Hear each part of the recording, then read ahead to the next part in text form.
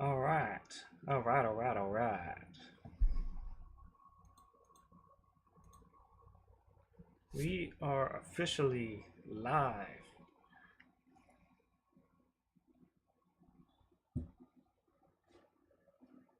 Let's give it a second for anybody to pop in before I hit play.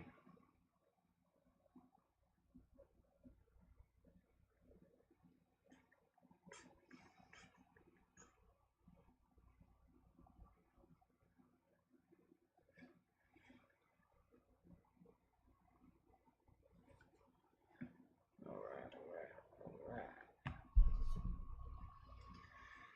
All right. Well, just in case anybody missed or is watching this and missed the announcement, we're going to be taking a big jump back in time, starting all the way back in 1985 and going through essentially every major wrestling pay-per-view, premium live event, whatever you want to call it, from all the major wrestling promotions.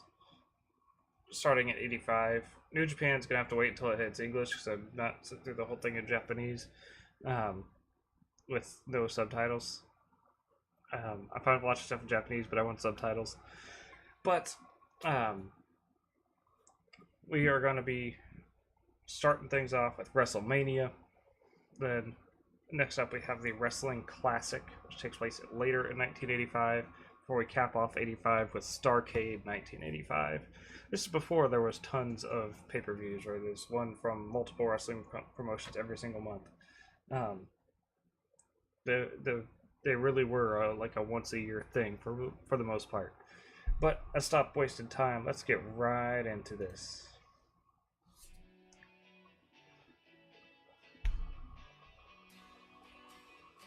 All right.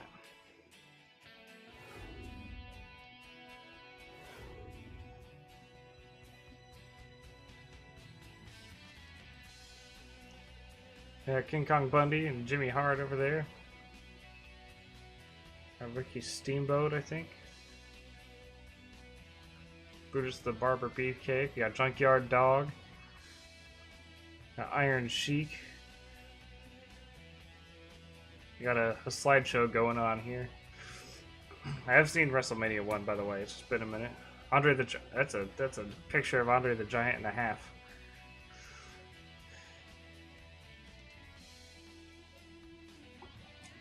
It's weird because this is about as far back as we really tend to reflect on wrestling. And people talk about Bruno Sammartino and stuff, but everybody's like, "Oh, what's your favorite wrestling match?" It's at least from WrestleMania 1 or later. For literally like everybody. So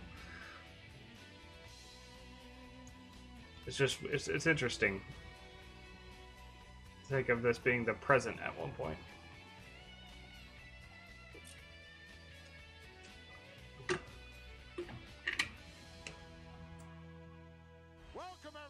To Madison Square Garden. Jesse Ventura's an underrated commentary. He does great color commentary.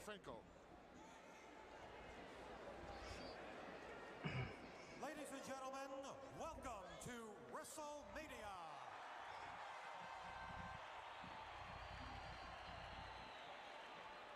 And now, I would like to ask you all to please rise.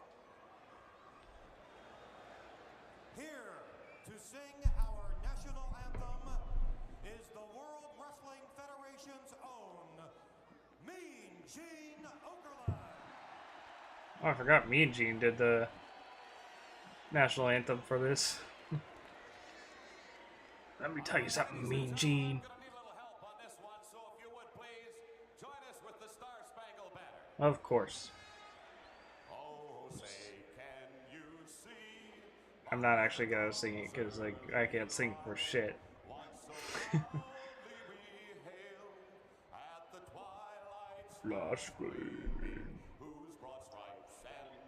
Wonder is Vladimir here at this show? That'd be cool.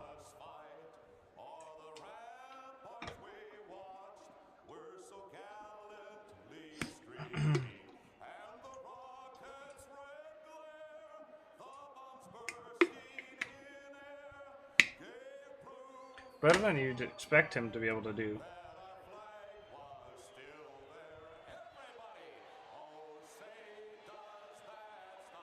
Mm-hmm.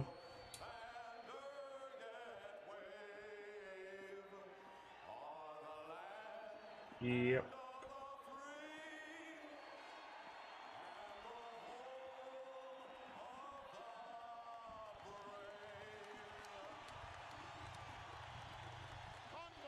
Beautiful. Just what a way to start. Well, I'll tell you something, Gino. I didn't believe Mean Gene Okerlund had it in him, but he rates right up there with Robert Goulet. Unbelievable. Right now, folks, we're going to take you back in the dressing room area to TNT's own Lordship, Alfred Hayes. Thank you, Gino. Now, having the privilege of opening WrestleMania are two super wrestlers. Firstly, we have the Masked Executioner, and he is pitted against Tito Santana, who has definitely proved his worth here at MSG. Now I'm going to throw you back to my colleague Gene Okerlund, who had pre-recorded interviews with these two wrestlers. All right, Tito Santana, moments away, your big match with the undefeated Executioner. I know absolutely nothing about the man. Well, I don't know nothing about the man. I know that he's a big man. But I know one thing, Gene. I know he hasn't been in the big leagues here in the WWF. Executioner, I respect every opponent I go up against. But I've got some goals, brother, and nobody's going to stop me. I mean nobody. That includes you. You're going to find out about the big leagues. My boy Tito, I don't remember the results of this match. Arriba! I thank you very much, Tito. Arriba! Part of WrestleMania. Now, on the other side, let me bring him in, the Executioner. Obviously, we know nothing about this man, and I don't think we're going to get any clues. You will know something about me after I get through with Tito Santana. I'm going after your leg. The leg that was hurt by Greg Valentine. That's a great mask. There's a reason for it. And Fantastic mask. Who the Executioner is. And I'm here to go after the leg and nothing else. And you're going down, Santana. I am a big leaguer. Executioner. This contest is scheduled for one fall with a 20-minute time limit. Introducing first to my right, from parts unknown, weight unknown, the Executioner.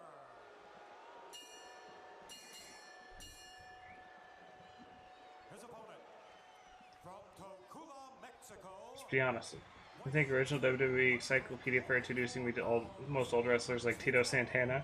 Yeah, I didn't have the encyclopedia, but I learned some through like WWE video games as like legend wrestlers, and then some a lot of it I had heard of just through word of mouth, but I hadn't actually seen much or known anything about them until like the WWE Network became a thing. That's when I could like go back and watch stuff. Because I didn't have any, well, I didn't have many DVDs. I had a couple, but He carries into the World Wrestling Federation an unblemished record. Well, that remains to be seen. Tito Santana will definitely give him everything he's got coming, Gino. Santana now whips him in a nice crisscross here by Tito, and the Executioner dropped down by Santana over the top. Big back drop. Whoa. so already aware of Hogan and Roddy Piper before I entered video games. Yeah, like the big ones: Hulk Hogan, Roddy Piper, Macho Man Randy Savage. Ric Flair was still around for me. He was still wrestling in WWE at the time. But you know, that era, Andre the Giant. Those I knew about through like video games and stuff. But someone like a Tito Santana or a Ricky Steamboat, I learned through. I really learned about other than just their names through the network before it joined the Peacock. Also, welcome to the stream.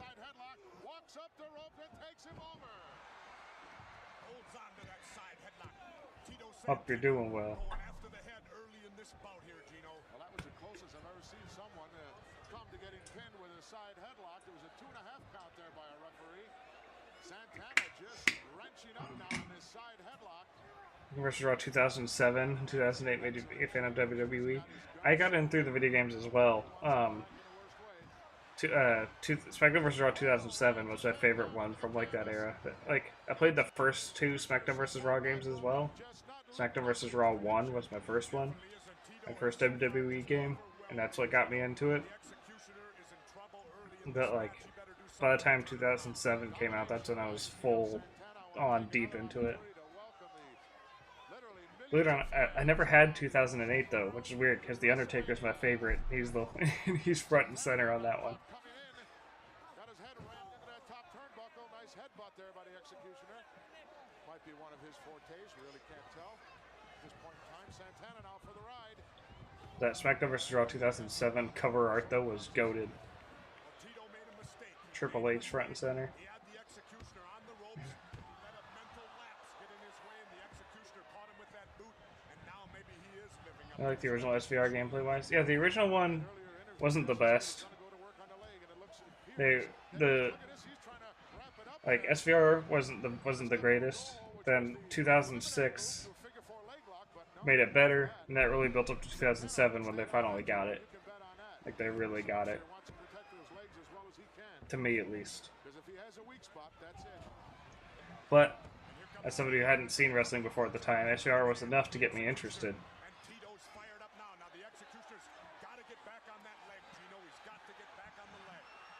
But once I played 2007, you can't really go back to the original SmackDown vs. Raw from 2005.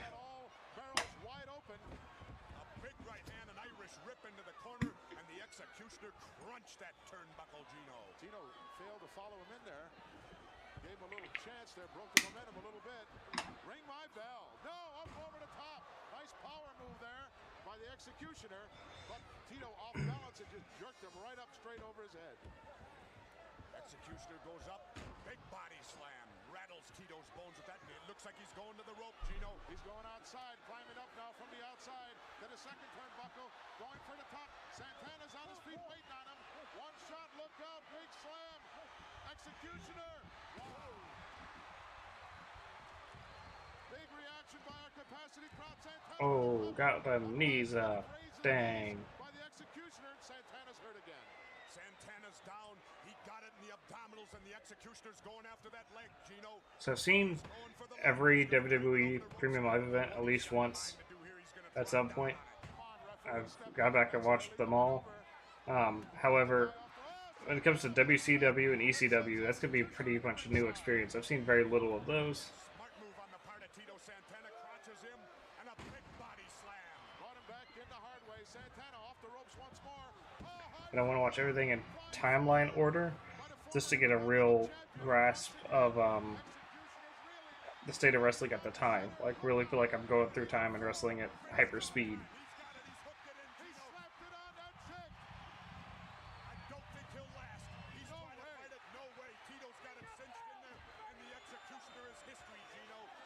Santana serving notice, I believe, to the Hammer Greg Valentine. So much for undefeated record books as far as the Executioner is concerned.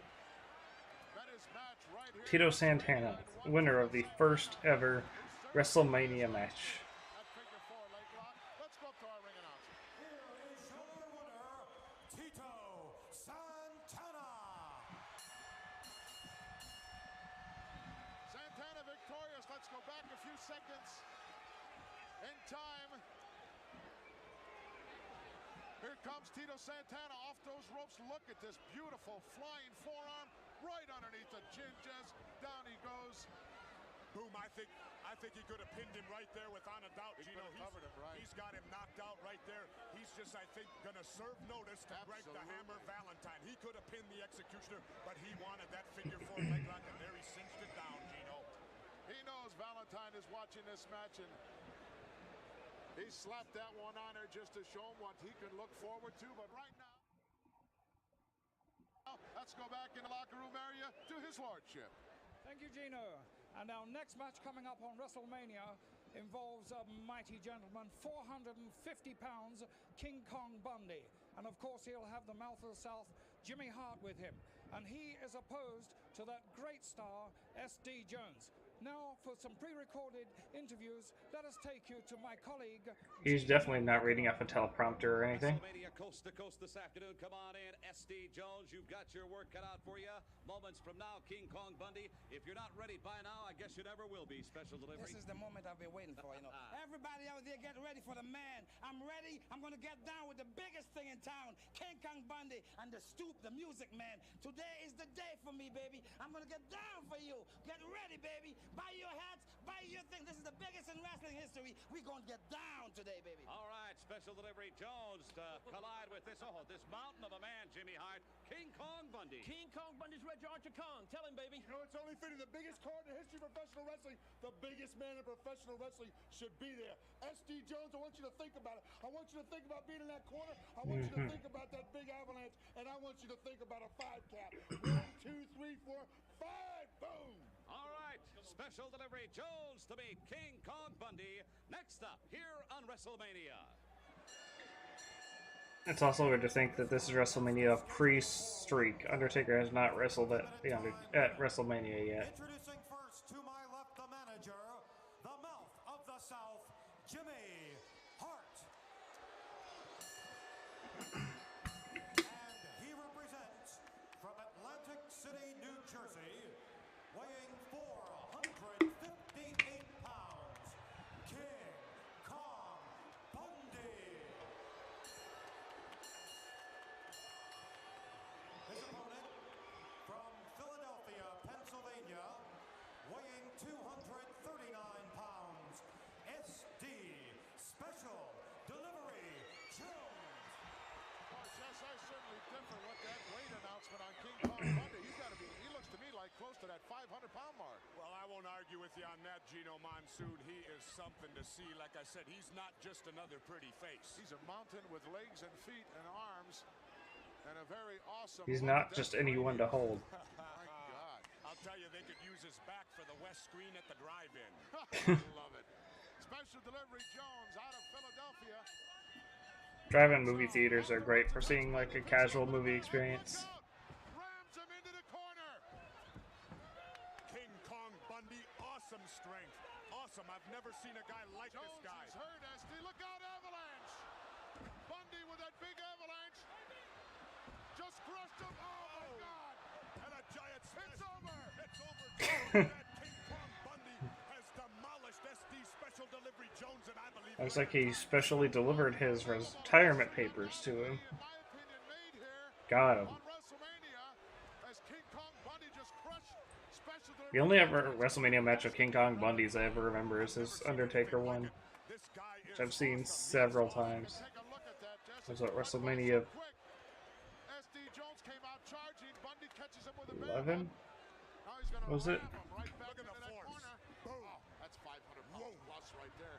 Jones goes down. He might have a fractured rib right here at this point. Oh, definitely. In time because he could hardly get back to his feet. Now look at Bundy. Waits for him to get up. Yeah, 11. And here comes that avalanche. Wham. Holy mackerel. I mean, he hit him. Can you imagine if that had been a football quarter? I had to fact check myself to make sure I got it right. Look at this. 500 pounds plus, crushing down on the prone figure of SD Jones, and that's all she wrote. Let's get the official word. In time of the fall, 9 seconds, your winner, King Kong Bundy. Woo! Seconds is a record. History made here at WrestleMania. The former record was 23 seconds, I believe, Jesse. And holy mackerel, that one's going to stay in the record books The shortest for a long, long time. Right now, Shortest WrestleMania match of all time at this moment. Coming up just moments from now, Hawaiian Ricky Steamboat to go against my guest at this time. He is none other than Portland, Oregon's own Matt Bourne, tremendous second-generation wrestler. Certainly, the Maniac has his work cut out for him this afternoon. Gene, let me tell you something. I look at this as the opportunity to beat a man that is known worldwide. He's phenomenal condition. He's one of the best wrestlers in the world. But, Ricky Steamboat, you're missing one quality, and that is you're too nice of a guy because you're there to win just like I am, but I am there to beat you up. All right, the words of Matt Bourne, come on in. The opposing corner, Ricky Steamboat, big test for you this afternoon. It's a big test in my life, everybody's wrestling career that's involved in this particular day. This is the biggest wrestling extravaganza that's coming across the nation. Mr. Maniac Matt Bourne getting up here and telling everybody that one thing that I am lacking is the meanness. Well, that's what I've come to this area to develop that. And brother, in just a few minutes, I'm going to start right with you. Right in that squared circle, I'll meet you there. Ricky Steamboat is one of my favorite wrestlers from this time. I would say Macho Man is my favorite, but Ricky Steamboat is up there. When it comes to Golden Era wrestlers. His match at WrestleMania 3 against Macho Man was phenomenal. I'm gonna have to fact check myself again. 20-minute time limit. Introducing first to my right from Yeah, WrestleMania 3. Oregon, Haven't missed yet. Okay. 41 pounds, Matt Bourne. His opponent from Hawaii, weighing 237 pounds, Ricky Steamboat. Ricky Steamboat looks to be in great shape. As always, I can't ever. This era of wrestling tends to be pretty dated. Ricky Steamboat is not part of that, though. Most definitely, and Matt Bourne looks in good shape himself. You know, he's a second-generation wrestler, Yes, Gino, he is. the son of tough Tony Bourne. Absolutely. I wrestled Competitor. Tony a few times You did. over the years. Yes. Tough man, very tough man. Absolutely. It's easy when you got all that knowledge right at home and someone pouring that information at you all the time, and that the moves and the ability and the agility and how to do it and how to cut some corners, and that's what it's all about. That's right. Both guys in a collar elbow hook up here, pushing back and forth. Little feeling out process going here early in the bout, Gino. I've noticed of late, Steamboat now sends Bourne for the ride. Nice leapfrog. And another one. Nice, beautiful height on it. Whoa! Big knife edge coming back. Oh, he hesitated. Got him on the second try. Nice.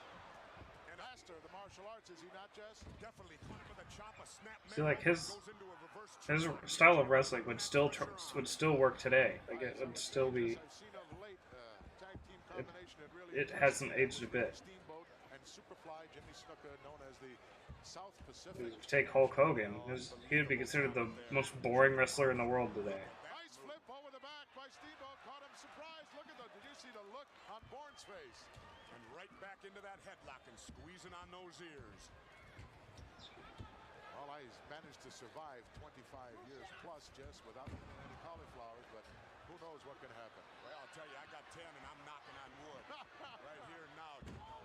Atomic drop. Ouch. And look at Steamboat mimicking, and right back to that side headlock again.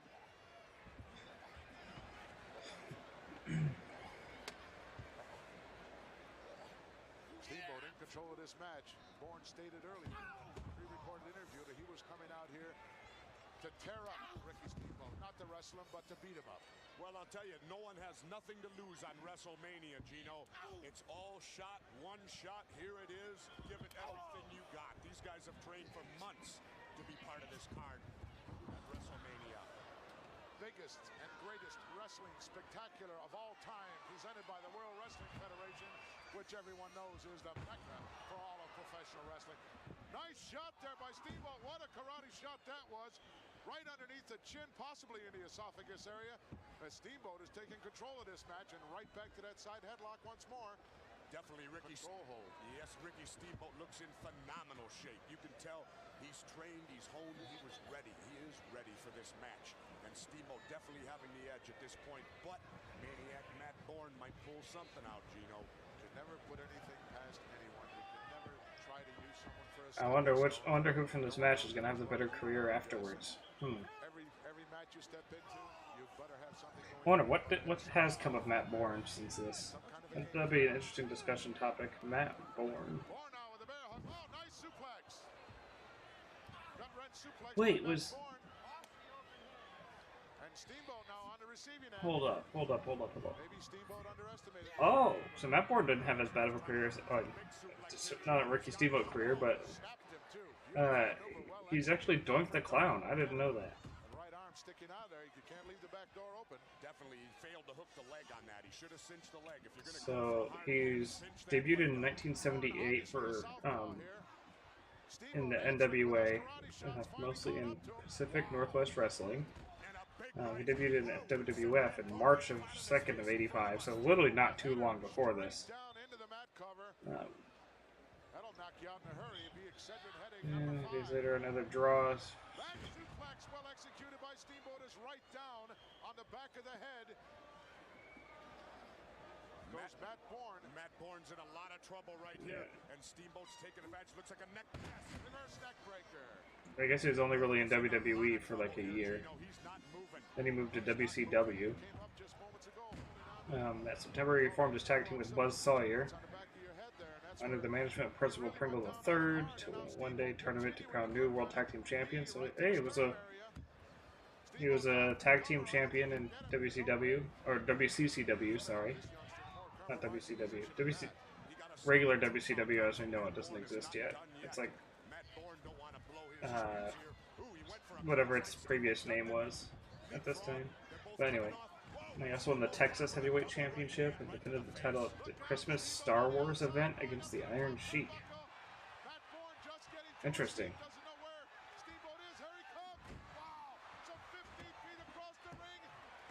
And there he goes. He was in the USWA. He won the USWA Southern Tag Team titles with Jeff Jarrett against Cactus Jack, Mick Foley, and Scott Braddock. And he even defeated Kerry Von Erich for the USWA Texas Heavyweight title, and then dropped it a week later, back to him. But then he went to WCW.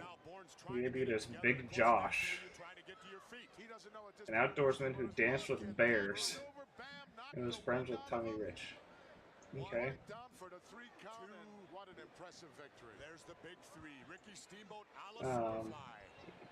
During his stint in WCW, he won the United States Tag Team Championship with Ron Simmons, and the World Six-Man Tag Team Championship with Dustin Rhodes and Tom Zank. And his last pay-per-view appearance there was at Wrestle War 1992, where he defeated Richard Morton. He appeared on TV appearances throughout the summer of 1992 before leaving the company, and he came back as Doink the Clown. Thank you, Gino. To WWF, Our next bout here on WrestleMania brings two really great stars together. One, the pompous but powerful Brutus Beefcake, and he is matched against David Sammartino. Now, as we all know, David is... Isn't this one where Bruno Sammartino comes out to the ring with him, right? Bruno If I recall. a legend here, somebody who has always been admired by wrestling fans and trying to emulate his father, and achieving this very object is, of course, David Sammartino. Earlier, these men had a lot to say. Following his departure from WWF, Bourne appeared in ECW for a handful of matches as Doink. However, fans hated this. I am absolutely ready. You know, I've been waiting a long time for this. I've been training the lead character. It seems like Beefcake's been a little cocky after he put Big Jim out of commission, but what goes around comes around. Changed his ring name to Bourne again. Oh, yep, there's my boy Bruno. All right, I thank you very much, living legend Bruno Sammartino, along with son David. Come on in. Brutus Beefcake, manager, Luscious Johnny Valiant. Moments from now, the big one. What was Sammartino talking about? His fist or a watch? What do you think about pickpocket hanging around Greenwich Village or something? Continued wearing the clown suit but without the wig, wearing a minimal amount of face paint, as well as growing out his hair and beard. Beating his opponents who make them dress in clown outfits, but it was short-lived. 10 years. Bruno Sr. stick his nose in where it's not wanted. So you come on down. I'm going down right now. This is going right down that line right now, baby. Ladies and gentlemen, this contest is scheduled for one fall with a 20-minute time. Interesting. In the ring at this time to my left. First of all, the manager seconding him in his corner, Luscious John Valiant. And his protege from parts unknown, weighing 273 pounds, Brutus Beefcake.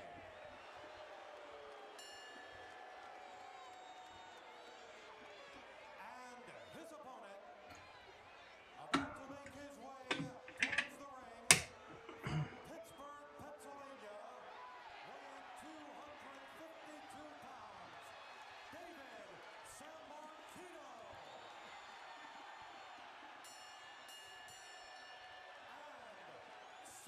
Let's see. In this contest, his father, the living legend of professional wrestling, Bruno Sammartino.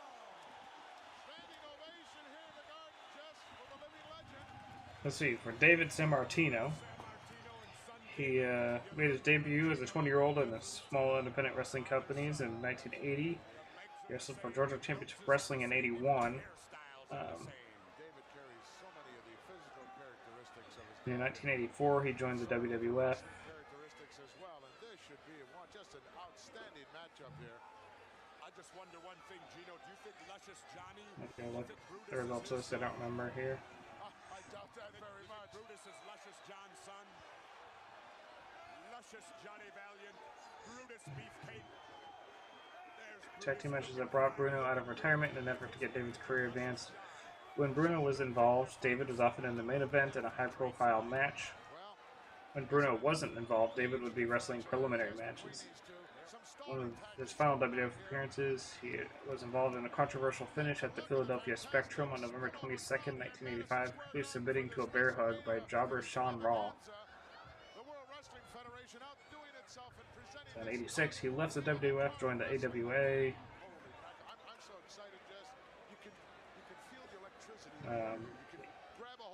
He left there for a few months, returned to the WWF, where he was once again used as a preliminary wrestler.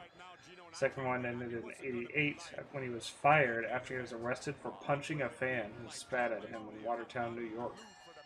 Damn. He competed in All Japan Pro Wrestling in 1988. That's company in 1990.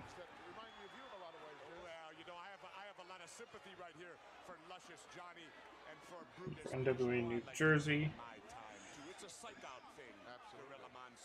Appeared at WCW, competing in the Cruiserweight division. Only was used in 2 matches. Very important part of professional wrestling, psychology, and no one knows it any better. Only one of them was on TV. Jesse the Body, good shot of dead Sammartino. At ringside, take a look at the scars of the years of war on the face. Yeah, he really didn't have much of a career. Okay. The living legend. Well, I'll tell you, even with all those scars, he's still a pretty handsome guy, Gino. He's called, like I tell all my women that chase me around, it's ruggedly handsome. Ruggedly handsome. I love it.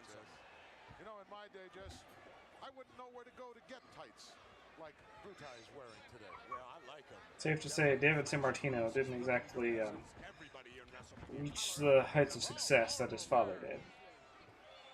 Big Brutus comes in at 273 pounds, stands about 6'4" tall. By all means, a big man, and David Sammartino has got his work cut out for him. This is an extremely valuable match for both of these individuals, Jess. This could plummet both of their careers, although they already superstars in the World Wrestling Federation. So currently, in my list here, because this is a series that'll probably never end, because of how often wrestling PLEs take place, or pay-per-views, whatever you want to call them. I've currently got 525 documented, and that only goes up to 2008. If I had one of these a week, that would still be 10 years to get up to 2008. You gotta figure that Bruno looks up in that ring, and can you imagine the memories that go through his mind? Look at the intensity on the look of Father Sammartino as he watches the action here at ringside. He spent so many hours, so many man-hours with his son, trying to pour out all the knowledge that he obtained over the years. Nice takedown there. Look at a sit-out by Sammartino, a switch to the other side, and Brutai finding no one home. Ends up right out with his manager, Luscious John, who's complaining to the referee about possibly Sammartino being greased up. Can't tell that from our vantage point. Well, Luscious John obviously seen something that he doesn't like, and he is definitely sticking his finger in the face of the referee and letting it be known that he don't like what's going on in that ring. Well, take a look at Sammartino. His body is not even shining. He hasn't even broke a sweat yet. Some of these guys come in there pretty soaked down with one material or another, like they were going to swim the channel instead of wrestle, Jeff. I'll tell you, though, that can be bad because that oil clogs up your pores, and it doesn't allow your body to breathe out there when your body needs to when it's That's a heavy physical exertion, Gino. Absolutely. One of the favorite holds of Father San Martino. Front face lock now being applied by David. This is a painful hold, as we both are well aware. And the fans are definitely getting a good view of the beefcake. Yes, they are. I love it. Uh-oh, made it outside the ropes here. Referee's going to have to break the hold now. Brutus seems to be a little disconcerted here, a little...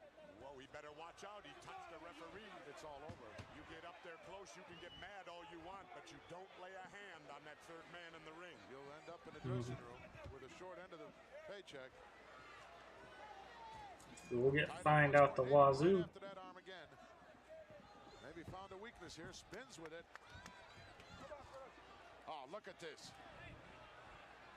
There's a good shot of Luscious Johnny as he watches Brutus Beefcake with a high slam. David holds on to the arm and takes him over with that bar. Nice maneuver. Very, very nice maneuver. And you can see he's got the Brutus, he's got the Beefcake rattled a little bit. David San Martino going at a slow, deliberate pace, not mixing it up, but being very diabolical in his own way. Very well put, Jesse. David San Martino working on the left arm and shoulder of Brutus Beefcake. Well, it's important the pace of a match. Some guys like a slower pace, other guys like a faster pace. And if you can get your opponent to wrestle at the pace you want to go at, that's to your advantage at all times. You know that as well as I do, Gino. My key was never play another man's game, Jess. That's right. You know, make him play your game if at all possible. Don't play his, and if you can't get either one, then just wing it. That's right. Side headlock now by Brutus. Takes him over with it. This is the first match where it's not like clearly one-sided on its presentation. And we know who has the more successful career out of the two, but you don't know that at this point. They're super high on David San Martino at this moment, but we all know Brutus the Barber Beefcake has a pretty solid career after this. It's a lot tougher, a lot tougher. He's got to reach down even deeper for that something extra then. San Martino's got to come to his feet here to alleviate that downward pressure, and he's trying. He's up on his knees. Brutus with the decisive height advantage to begin with. And that's big on the leverage standpoint. Brutus, nice shoulder block off the rope. San Martino drops down right in front. Beefcake over the top. Hip, no, reversed as Brutus comes up with a nice hip lock. Kick out by San Martino, nicely done. And San Martino with a leg trip, catches him coming in once more. Spins with that double toe hold. And he's putting the pressure on that double toe hold, and now it's Brutus down on the mat. Seesaw battle going on here, Jess. Definitely a good matchup. How quick the momentum can change in professional wrestling and the tide turns, so to speak. That's right. David's really cranking on. Hey, just lift that up, you can get into a sharpshooter. A lot of pressure on. I think Brutus is trying to get to the ropes here, I believe. Good shot there by camera number 5 of that particular maneuver. Giving us an outstanding look at what's going down here in Madison Square Garden as WrestleMania invades not only these United States, but some 24, 25 foreign markets. And it is a happening, folks, and we're glad that you're part of it. San Martino came out of there now and is still going to work on the left leg. Yes, I know who's on commentary. He's putting it all together. He's trying to put it all together, Jess. This youngster can, too. He's putting the pressure on Brutus's knee. You can see Brutus's knee is bending in a pretty weird angle out there, Gino, and it don't take that much to pop a knee. Still crazy to think that Bruno San Martino never had a WrestleMania match. Like one of the most famous wrestlers of all time never wrestled at WrestleMania. Mostly because it didn't happen during his actual in-ring career, but still. If you don't have a basic wrestling knowledge, you can forget about it. That's right. Unless possibly you're an awesome individual like a King Kong Bundy. Well, I understand that he also has a tremendous amateur background. That makes it doubly bad. Doubly bad. It's like having dynamite with a short fuse. San Martino now applying the pressure on that left leg. Brutus has a number of choices here. He's going to try to come out the hard way, it looks like here. Luscious John is still shouting instructions. And how late was Brutus here? Is he there to like, what, the early 90s, I think? There by that ominous forearm, whatever it is that he wears in there. In my opinion, those are illegal, Tess. Oh, I don't know. The referee let him by with it, and you got to take advantage. Anything that's to your advantage, Gino, you're going to use them. Don't make him take them off. Why not? San Martino got thrown in and backdrop for his troubles. He's still blinded, I'm sure.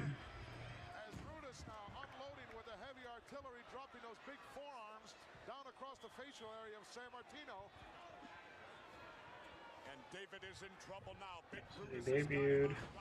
Or wait. out there. Big power body slam right San there. Martino with a very serious look on his face. Good. Certainly worried right now as David is absorbing the punishment and feeling the wrath of one Brutus Beefcake. Wow, is he dropping that? Oh, he began his career at the side of Terry Bollea, who's Hulk Hogan. Figures David made a mistake. And And now he's going to work on him. David comes back with kind of a feeble left hand, trying to grab the leg, but big at the time, Brutus initially started going by Dizzy Hogan while he was Hulk Hogan. Sort of working on that lower kidney area, forces San Martino into the corner. Come on, referee, give me a break. Get in there. The guy's in the corner. He briefly wrestled in Mid-South, or in Bill Watts' Mid-South territory, and in World Wrestling Federation in 1980. In a 2000 shoot interview, he recalled his first match was a tag match with Ron Slinker against Ox Baker and Eric the Red. He rejoined the WWF as a heel named Brutus Beefcake in late 1984. I guarantee you, this youngster's got guts. He's got guts, but Brutus is no easy pickings, and the more he lets Brutus work him over, the tougher it's going to be to come back. Brutus hitting him with a series of knees in that corner, and there's another big right forearm that'll rattle your cage. Another big forearm, and big Brutus is going to work on David Sammartino. Another forearm. Brutus has got him in the corner. Let's see. So he became the Barber in 1887. So he's just Brutus Beefcake. At this point, he's actually a stripper-themed character.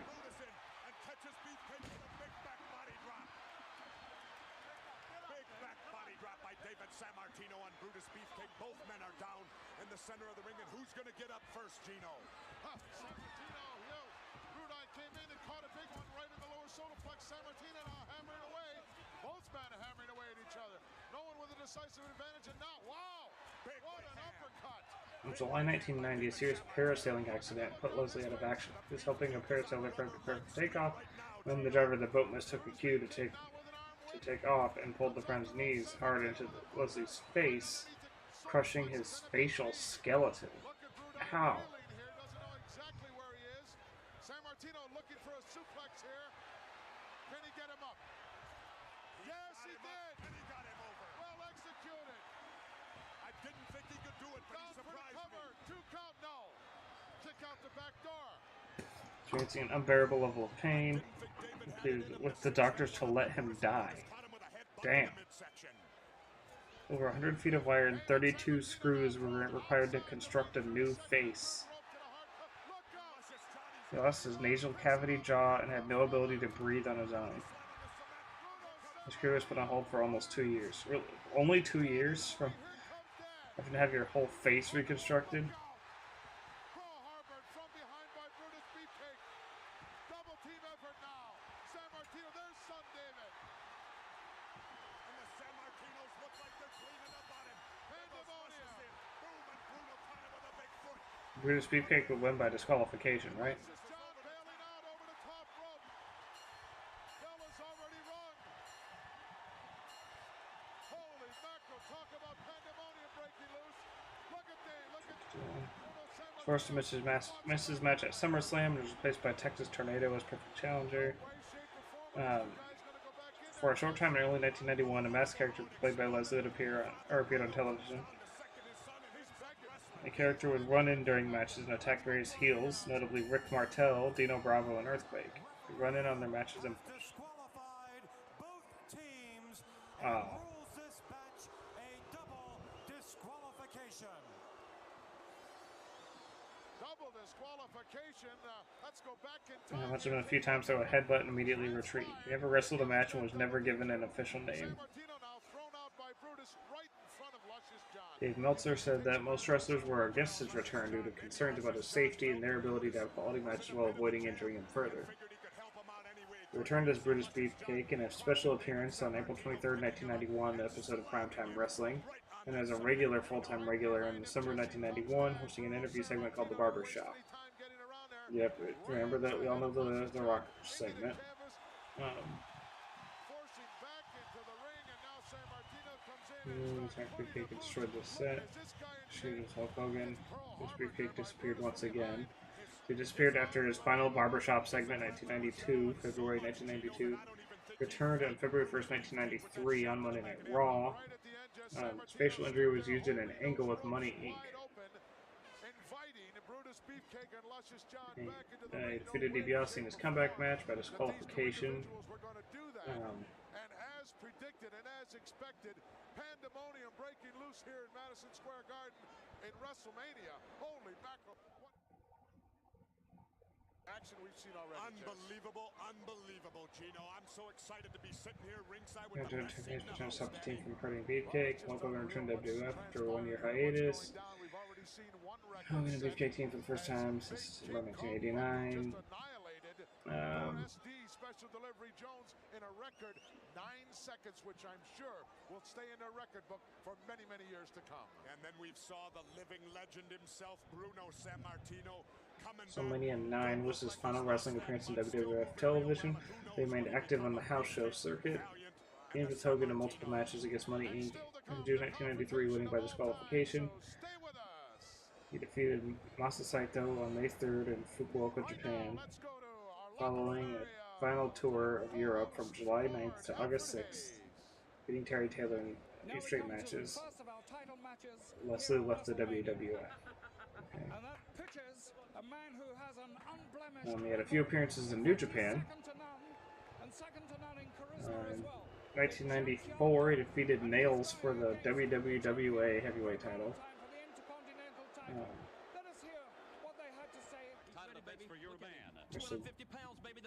Quite a few people.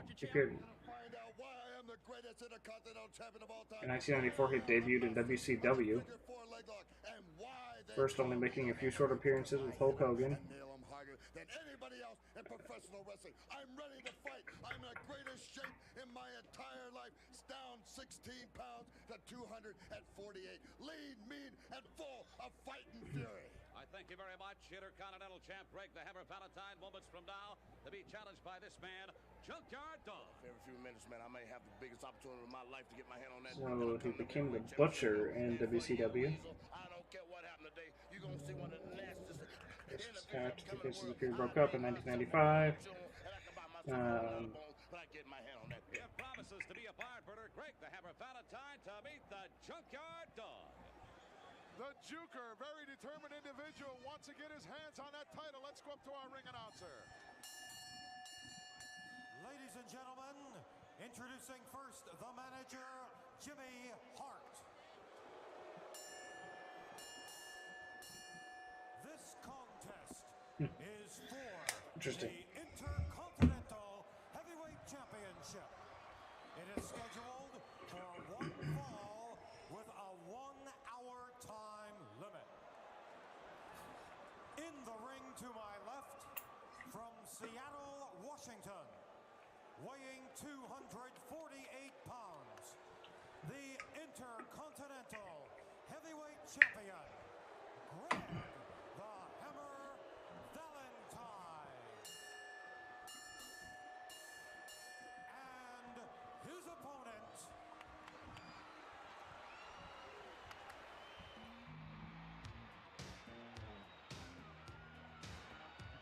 from Charlotte, North Carolina, weighing 280 pounds, the challenger, the Junkyard Dog.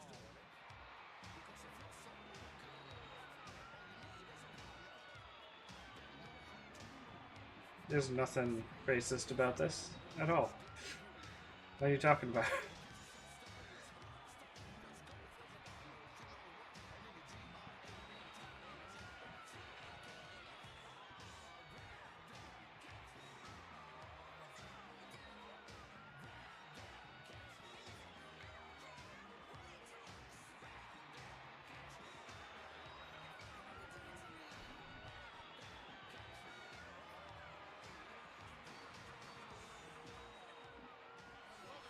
Once the match has started, but I don't know, there may be something derogatory about him even bringing that down to the ring. We'll have to check that one out. I would sure bail out if I was standing in there and somebody come in with a chain. No question about it. Bow to the south, Jimmy Hart giving some final instructions to the reigning champion, Intercontinental Heavyweight Champion, Greg the Hammer Valentine, who in my opinion is probably the best Intercontinental Champion to date, Jesse. Well, I'll tell you, Greg the Hammer has ducked no one. He's defending against everyone. He is definitely a wrestling champion. He is not hiding. The mouth of the South, Jimmy Hart says they duck nobody, Gino Monsoon. There it is. That's what it's all about right there. The gold. But there's no hyphen here. Interesting. Interesting. For talking is over. The time for getting it on is right now.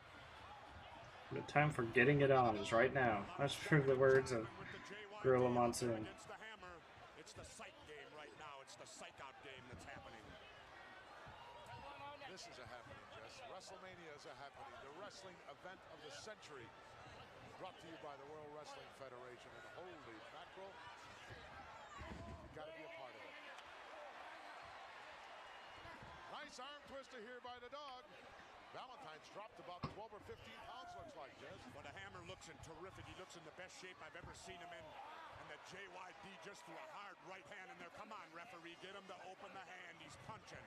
A big headbutt, and the JYD is going after the arm of Intercontinental Champion Greg the Hammer Valentine. A whip here by Valentine as JYD catches him, catches the leg as he went to boot him, spins him around. Whoa! Holy mackerel, did he explode? And he caught him with, I believe it was a right hand that happened so fast I couldn't tell, Gino. It looked to me like a hand or even a headbutt, Jess. I couldn't really tell. It went by so quick. It was definitely a swing. It was a swing, Gino. It was a swing. The right hand, left hand. There's the mouth. A little bit perturbed right now. Valentine backs in the corner to buy a little time. Referee Dick Kroll said, hey, got to come out here. Got to come out here to get it done. Nice knee lift there. Off the dog coming in. There's that elbow that he's patented so well. Valentine off the ropes now. Oh, big forearm, but nobody home. Look at the dog. That was a failed 5-knuckle shuffle. That's what it's all about. There's no impact on that headbutt, though. Valentine bailing out in a hurry. Got to try to break that momentum. A little consoling going on by his manager, Jimmy Hart. The mouth of the South telling the Hammer, get it done, Greg. You're the champion. You're the champion, he's telling him. And it's very important. You got to believe in yourself out there. Hart putting together quite a stable here in the World Wrestling Federation of late, Jess, including, of course, the Intercontinental Heavyweight Champion in the ring right now, but King Kong Bundy, holy mackerel, Jim the Anvil, Neidhart, list goes on and on. Someone to be reckoned with in the World Wrestling Federation. Jimmy Hart, he's definitely putting together an army. And the Hammer comes up. Test the strength here. Roman knuckle lock. Nice maneuver there by Valentine, showing his wrestling capabilities and skills. Dog trying to power out here. The Hammer is again second generation. Second generation of the great Johnny Valentine. And a big forearm by Greg the Hammer Valentine coming off the rope. Boom, right across the back of the neck, and the JYD hits hard, Gino. Went down hard. Big forearm to the back of the neck. Valentine looks like he might be going to work on the legs. His favorite preliminary movement to that figure 4 leg lock, which he has patented. Oh, stretch out those ligaments. We can tell you about those, Definitely. I'm trying to think of just stuff to say. I feel like just researching the stars is the best thing to do, really, because I don't have much to talk about. So this is the very first one. This is the start of the series. I don't really have any personal experience with WrestleMania 1. With the legs the size that the dog has, Jess. Well, bones, if you like the pun, about going after the JY dog's legs. Working yard. Got to do with this big guy. You got to find a spot and go to work on it. Valentine dropping back, stretching those ligaments out some more. Those lateral and medial ligaments in the knee area, now stomping away on it. Obviously warming that leg up. Is in Louisiana Superdome and other major venues. Valentine is relentless once he gets going, Jess. Becoming the first black wrestler to be the undisputed top star of his promotion. When Greg the Hammer senses an opponent is hurt, there's nobody any tougher at dishing out punishment than Greg the Hammer Valentine. Trying charismatic wrestlers in the century, particularly during his peak in the early 1980s. JYD was most known for his headbutt and upper body strength, the latter of which saw him regularly body slam such large wrestlers as One Man Gang, Kamala, and King Kong Bundy. The word thump, which referred to JYD's power slam, was prominently displayed on his wrestling trunks. Yeah, we saw that. WrestleMania, and boy, they are just enjoying this tremendously. This is a happening. Valentine, what a forearm shot. Valentine going to work on the midsection, but here comes the JYD with a series of right hands. He's got Valentine's head snapping back, and down he goes, Gino. He's reeling. Dog opened up with that heavy artillery. Look out, headbutt. Wow. And He held on to him. He's got him by the hair. He's not going to let him fall. He butted him a shot that would drop an oak tree and held him up there. Oh, the big one by the dog. And look at Must have recruited a disqualification at the inaugural SummerSlam, and he left WWF in November 1988. Debuted for NWA on December 7th, 1988. The Clash of Champions 4. Clash of the Champions 4. distracting a referee. Come on, ref. Take care. The dog's got him. He's got Jimmy Hart, but he's taking his eyes off the hammer. Look out. Valentine nails his own man over the top. Jimmy Hart fell head first to the concrete floor. Now, JYD unloading with big lefts and rights. Wow, another headbutt. Big headbutt, another left, a right. Valentine goes to the eyes. Look Picks at him him up. scoop the legs down in front. Oh, look at This that. one, 1989. He got away with it. Dick Kroll. Dang, so it makes it. He got away with it. Um, Smart move by Greg the Hammer Valentine. It don't matter, Gino Monsoon. He got away with it. Unbelievable happening here. Okay, so on May 7, 1989, Junkyard Dog no-showed the pay-per-view Wrestle War 1989 and was promptly fired. Look at Santana's he upset. Santana now telling the referee that the hammer had And then he returned a year later. on the second rope, and referee Greg the Hammer Valentine back into the ring. He's going the wrong way, Jess. Wait a minute. The referee is trying to say this match still continues. Yes, he is. He's counting now. He's putting the count on Valentine. 5. I don't like this, Gino Monsoon. I don't like it. Look at Valentine. What right does Chico Santana have to come in and change the referee's Oh, decision? there it is. Reversal of decision. The dog is the winner, but unfortunately, on a count out, you cannot get the title. And the hammer. If we could pick up the hammer's trying to get back in the ring. Jimmy Hart holding on to his legs. The hammer's irate. He's irate. And I must agree with him. The 1, 2, 3 count took place. He won the WCW 6-Man Tag Team Championship in 1991. Well, we have judges here at ringside. Made the referee aware of the situation. But then he left the promotion in August. Conferred with the judges and said that this match He returned in February 1992 after dropping some weight and improving his conditioning. to the dressing room. Hi, hello, Little Frost. And so is Valentine. Look at the look on that kisser. He wants to get back into that ring. Welcome. His manager telling him no. He is irate. He is irate. And I, in my opinion, feel he has a right to be. He heard the 1, 2, Seems Let's get the official word. Ladies and gentlemen, Greg the Hammer Valentine was counted out of the ring, and the referee awards the decision to the Junkyard Dog. okay. Yeah, looks like he had a pretty healthy career Let's go back in time. throughout the 90s and stuff. Take a look at what went down here in WrestleMania. Here he is. So we'll be seeing him some during this series. Spots Jimmy Hart up on the apron. Look, did he grab him? He must have scared the dickens out of him. Oh, poor Jimmy Hart. I mean, Jimmy Hart weighs about 140 pounds if he's got his tuck soaking wet. Now look at that. Valentine tried to Pearl Harbor the dog from behind. Instead, the dog with that good peripheral vision saw him coming, got out of the way, and Hart gets nailed by his own man. And now the beginning of the end starts to roll into effect as JYD. Look at that vicious head. Look like the character from Persona 3. Oh, well, I guess I do look a little bit like Makoto. On the second rope. Well, if he can get That's one of my favorite games, so I'll definitely I'll take that as a compliment. Yeah. Once more, I want to reiterate to our millions of fans out there that the Intercontinental title does not change hands on a disqualification or countout. It must be a pin or a submission. So, Greg the Hammer Valentine is still the reigning Intercontinental Heavyweight Championship. Let's go right now to Lord Alfred Hayes. Thank you, Gino. And now on WrestleMania, we're coming to our next title match. And it is the challengers, Nikolai Volkov and the Iron Sheik with their manager, Fred Blassie. And they're going against the champions, a team of young men, fine young athletes, who have swept up the whole world of wrestling. And that, of course, is Barry Windham and his partner. Think that you're handsome just like the character? Well, thank you very much. Both these teams had pointed opinions. Let us hear some more about those opinions that they had to express. All right, fans, one of the big feature matches this afternoon. Wyndham and Rotundo to defend against these two men, Nikolai Volkov and Iron Sheik, with Fred Blassie in their corner.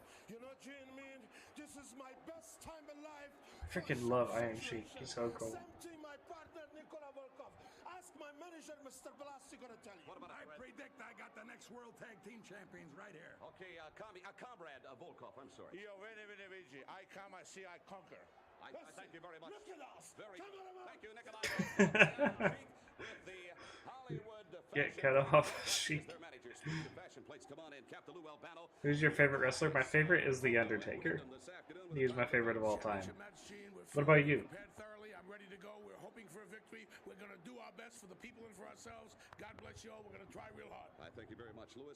Mike Rotundo, any thoughts from you? All the talking's done, Gene. We're going in the ring now and get it done. And Barry Windham? Gene, we're on our way in the ring right now. All right, it is WrestleMania, and it is going to be something else tag team action. Known as Mike Rotundo. Ladies and gentlemen, at this time, allow me to introduce the manager, Classy Freddie Blassie. This contest is for the World Wrestling Federation Tag Team Championship. It is scheduled John Cena. Don't even think about it. I'm not even a fan of Family Guy that he's. in the ring at this time. Even a fan of Family Guy that he's in. To my left, from the Soviet Union, weighing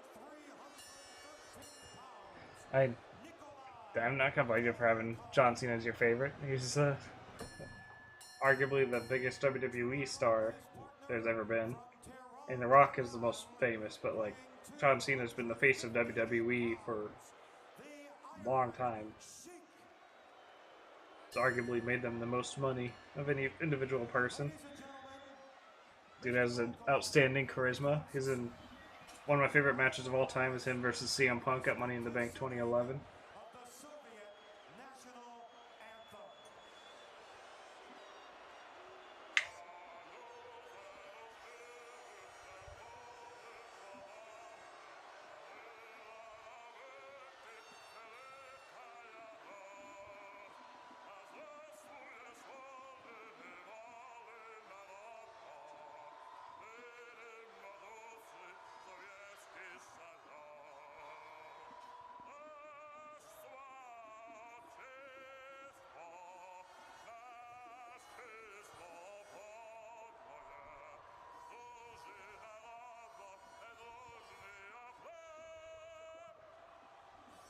Russia, number one. Iran, number one. USA, Hawk. Ladies and gentlemen, Said USA Hawk Tour.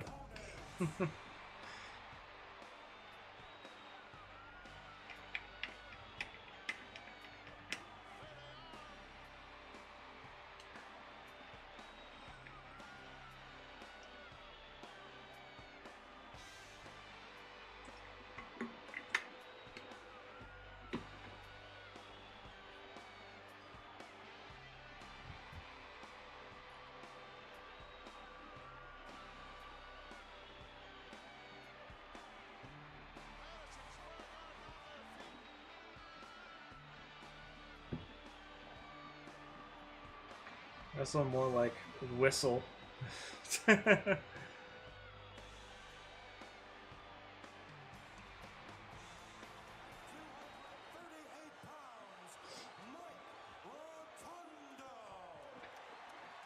When did they finally, did they eventually give him his real name? Or was it just after he retired? We're almost set to go here. Oh, Blassie getting some choice adjectives from Captain Lou. Barry Windham looks like he's in great shape. Boy, what an exciting youngster these two individuals are. All-American from Syracuse University, Mike Rotundo. Barry Windham, 6'6", and can he fly, Jess? He definitely can, but they got two wrestlers, that classy Freddie Blassie, whom I know very well, Gino Monsoon. Freddie Blassie told me the Iron Sheik and Nikolai Volkov are as ready as two men can ever be. Well, I understand that they have been on the most vigorous. I'm assuming here in WCW, he was using his. Remember when Shyster when he came back, of course. Money Inc. Of course. Definitely, he wrestled for the Iranian Olympic team 2 times. Nikolai Volkov, another Olympian.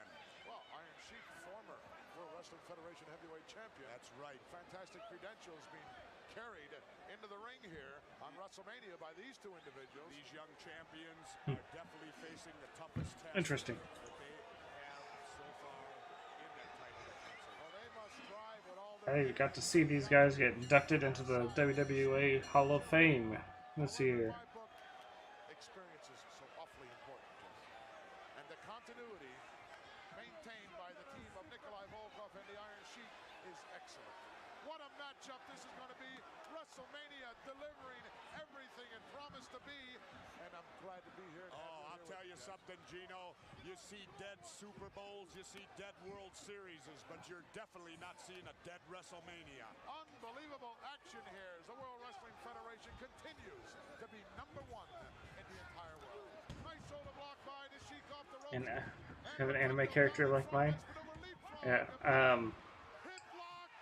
Yeah, and I made mine, but it's something I've wanted for a while, to say the least. I wanted to do it for quite a while. Just got it like within the past couple months, honestly. They start this off a house of fire. There's no way that they could keep up this momentum in mind. Oh, handful of tights there by the Sheik. Taking advantage of the situation. Now the key to tag team wrestling, as much as you can, keep your opponent in your corner so that you can tag in and out. And Windham off the top with a big elbow, drives the Sheik down to the canvas. champions are doing that right now, Gino, keeping them in their corner. Turned out a lot better than I expected it to, making it myself. I just didn't have, the only reason I even made it myself is because I can't afford to hire someone to make it for me. I was like, alright, I'll give it a shot. I was looking up, I looked up online like ways to, if there are programs that can get me, that I can use to make it easier for me, and found some and got to work.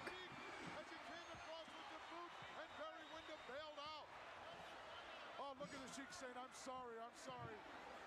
Well, sorry doesn't get a tag made, and the big Russian enters the ring, Nikolai Volkov. 305 pounds plus. Let's go back in time just a few seconds here. Take a look at this as the Sheik unloaded on his own partner. Look at this move by Rotundo, or by Windham. Bam! Let's go back to live action. Hit him with a claymore.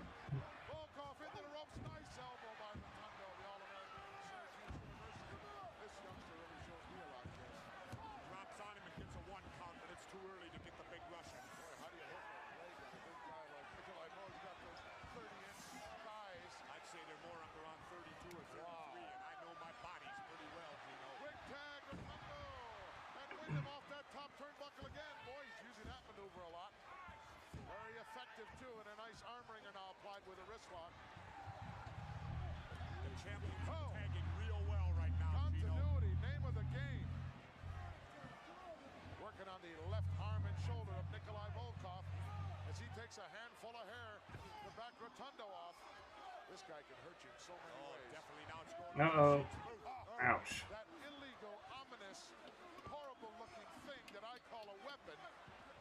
That's not part of professional wrestling, Jesse. Well, I'll tell you, it's part of it because it's on his feet, Gino, and there's nothing in Look at the height of the backdrop as Rotundo, obviously with the wind knocked out him. Look out! Could be the beginning of the end here. He got a 2, a 2.5.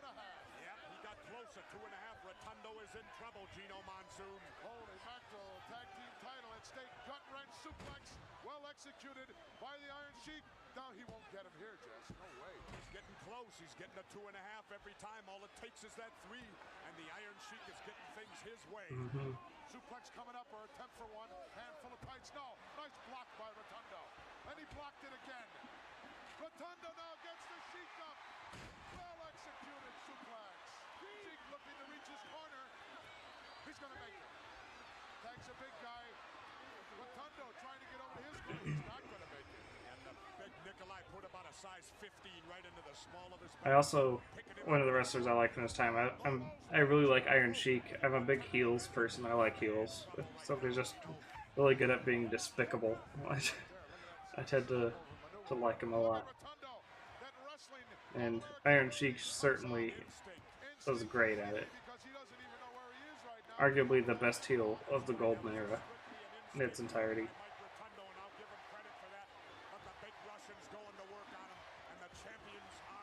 I love how he kept kayfabe till the time of his death. Even on his Twitter. Wonder what. Let me pull up his Twitter. The Iron Sheik. I am the legend of the earth. Watch my movie. Then ask yourself, are you the real or are you a jabroni?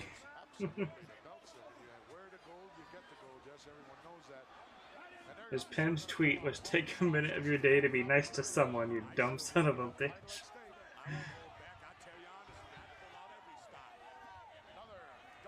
Are we human or are we dancer? What the fuck does that mean? Good Friday, you dumb son of a bitch. Anyone on Twitter, sincerely go fuck yourself. Somebody's using his Twitter account and just actively reposting his. Or stuff people are posting about him.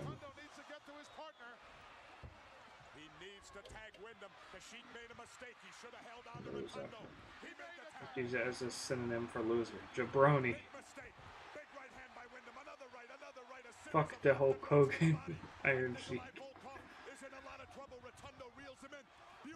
Hulk Hogan, you lucky I didn't break your fucking leg, you fucking dumb son of a bitch.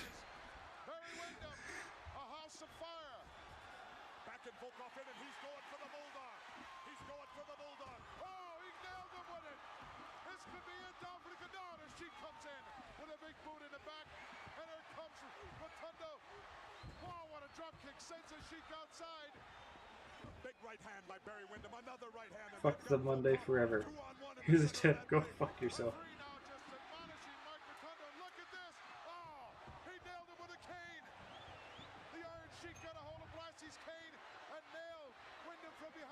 Wait, what? Is this an actual post on what? Okay, so somebody with his account.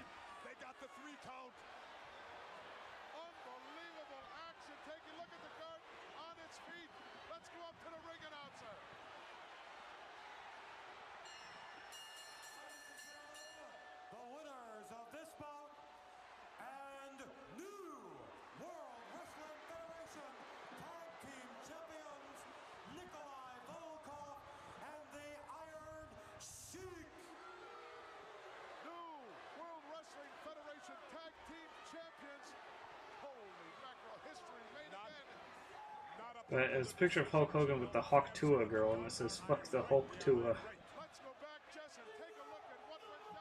Repeat after me, Hulk Hogan is a jabroni.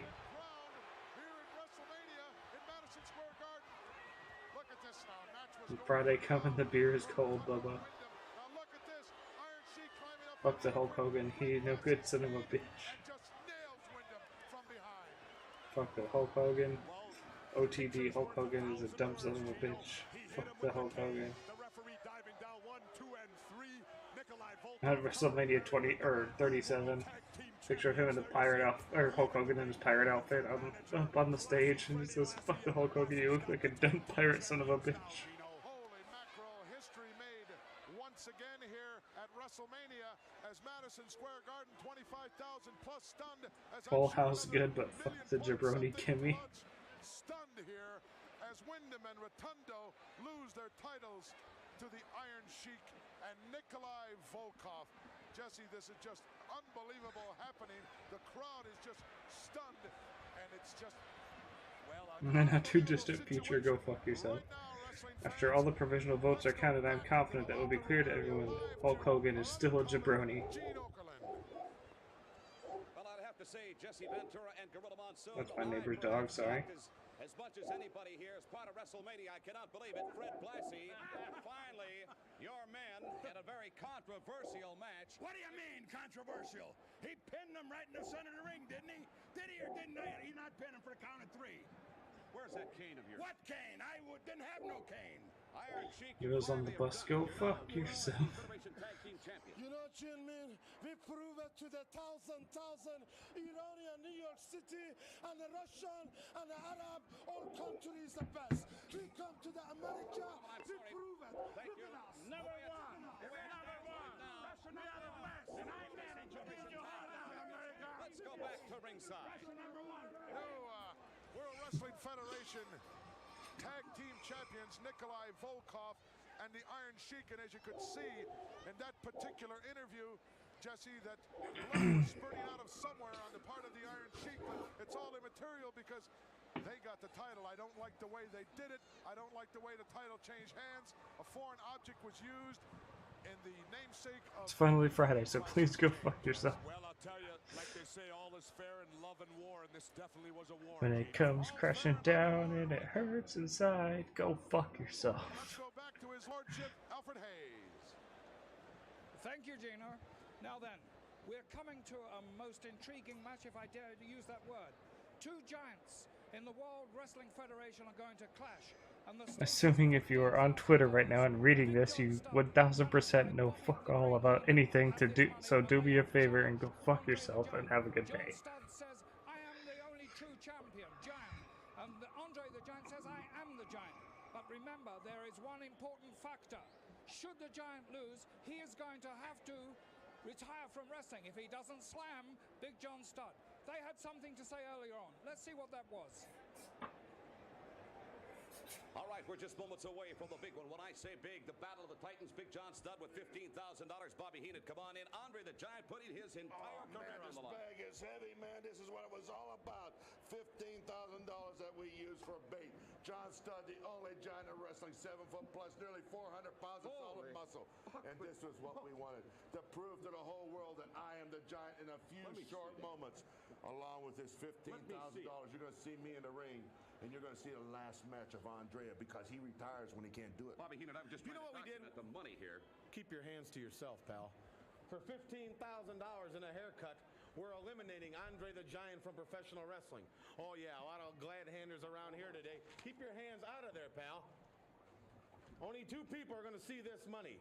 That's Studd and myself. Oh, 3. The people at the bank when we deposit to draw the interest. But not the Giant. He's retired. Stand by. Heads up coming. He's done. And don't you touch our money. We're back, wrestling fans, and holy mackerel, this wrestling extravaganza, WrestleMania, has been nothing short of sensational. Jesse, it's just unreal what's going down. Well, like I said before, Gino, I've seen plenty of anticlimactic Super Bowls in my day. I've seen plenty of lousy NBA championships in my day, but we definitely are not seeing, we're seeing the greatest spectacle in wrestling history right now. Right now, we're going to be coming up to the biggie, the $15,000 slam match. And with that, let's go up to our ring announcer, Howard Finkel.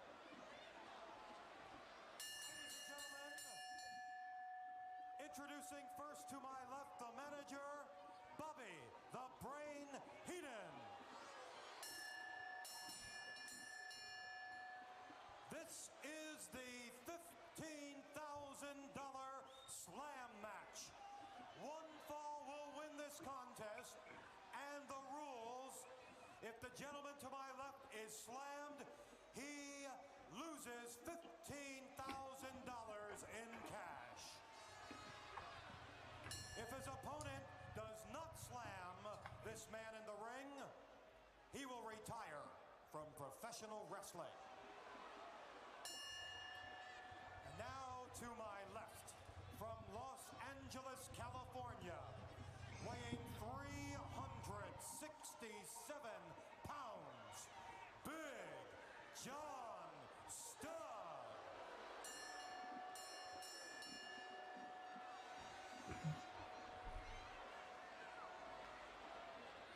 And his opponent,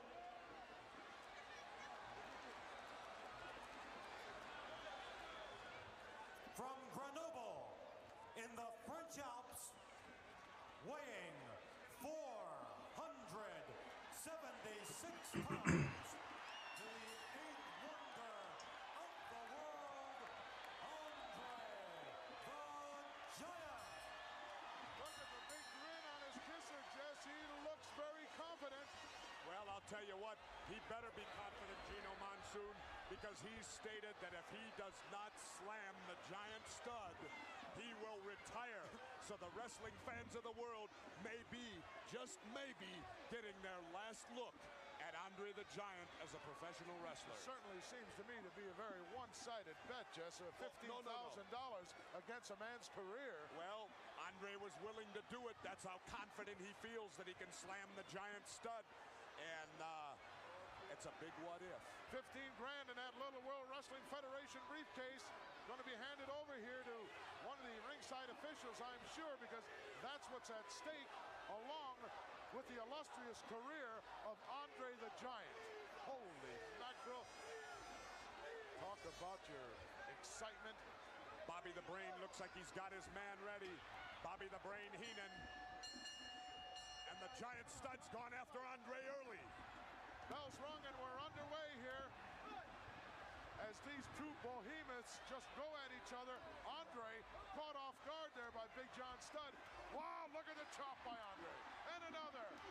And a third one. Look out. Andre with a big headbutt. He's still stunned though. Uh-oh. And the Giant Stud takes a walk. Now that's a smart move, Gino. That's a smart move. Break the momentum. That's right. In football, a quarterback will run out of bounds rather than take the hit. John Stud's using that 10 count to his advantage. Like you said, break the momentum. I think Andre is upset right now. And Big John Studd going to take whatever count he can get out there because there's obviously bad news waiting for him inside the ring. Look at the size of the Giant's feet. About size 23. Unbelievable individual. The only one. The 8th wonder of the world. I believe Bob Lanier's foot is about a 19, and he has the biggest in professional basketball. There you're looking at about a 24. Wow. And the Giant Stud is by no means a small man. Andre now backs the big guy.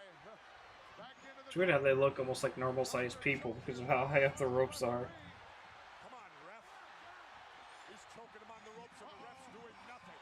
There's the Brain looking on and disgusted, shouting instructions out of his own man and to the referee.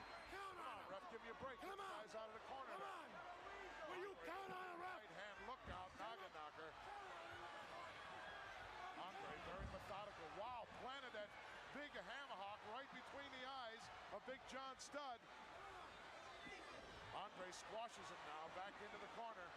Well, it's obvious Andre's using a good tactic. He figures to wear Big John Studd down and then go for that body slam.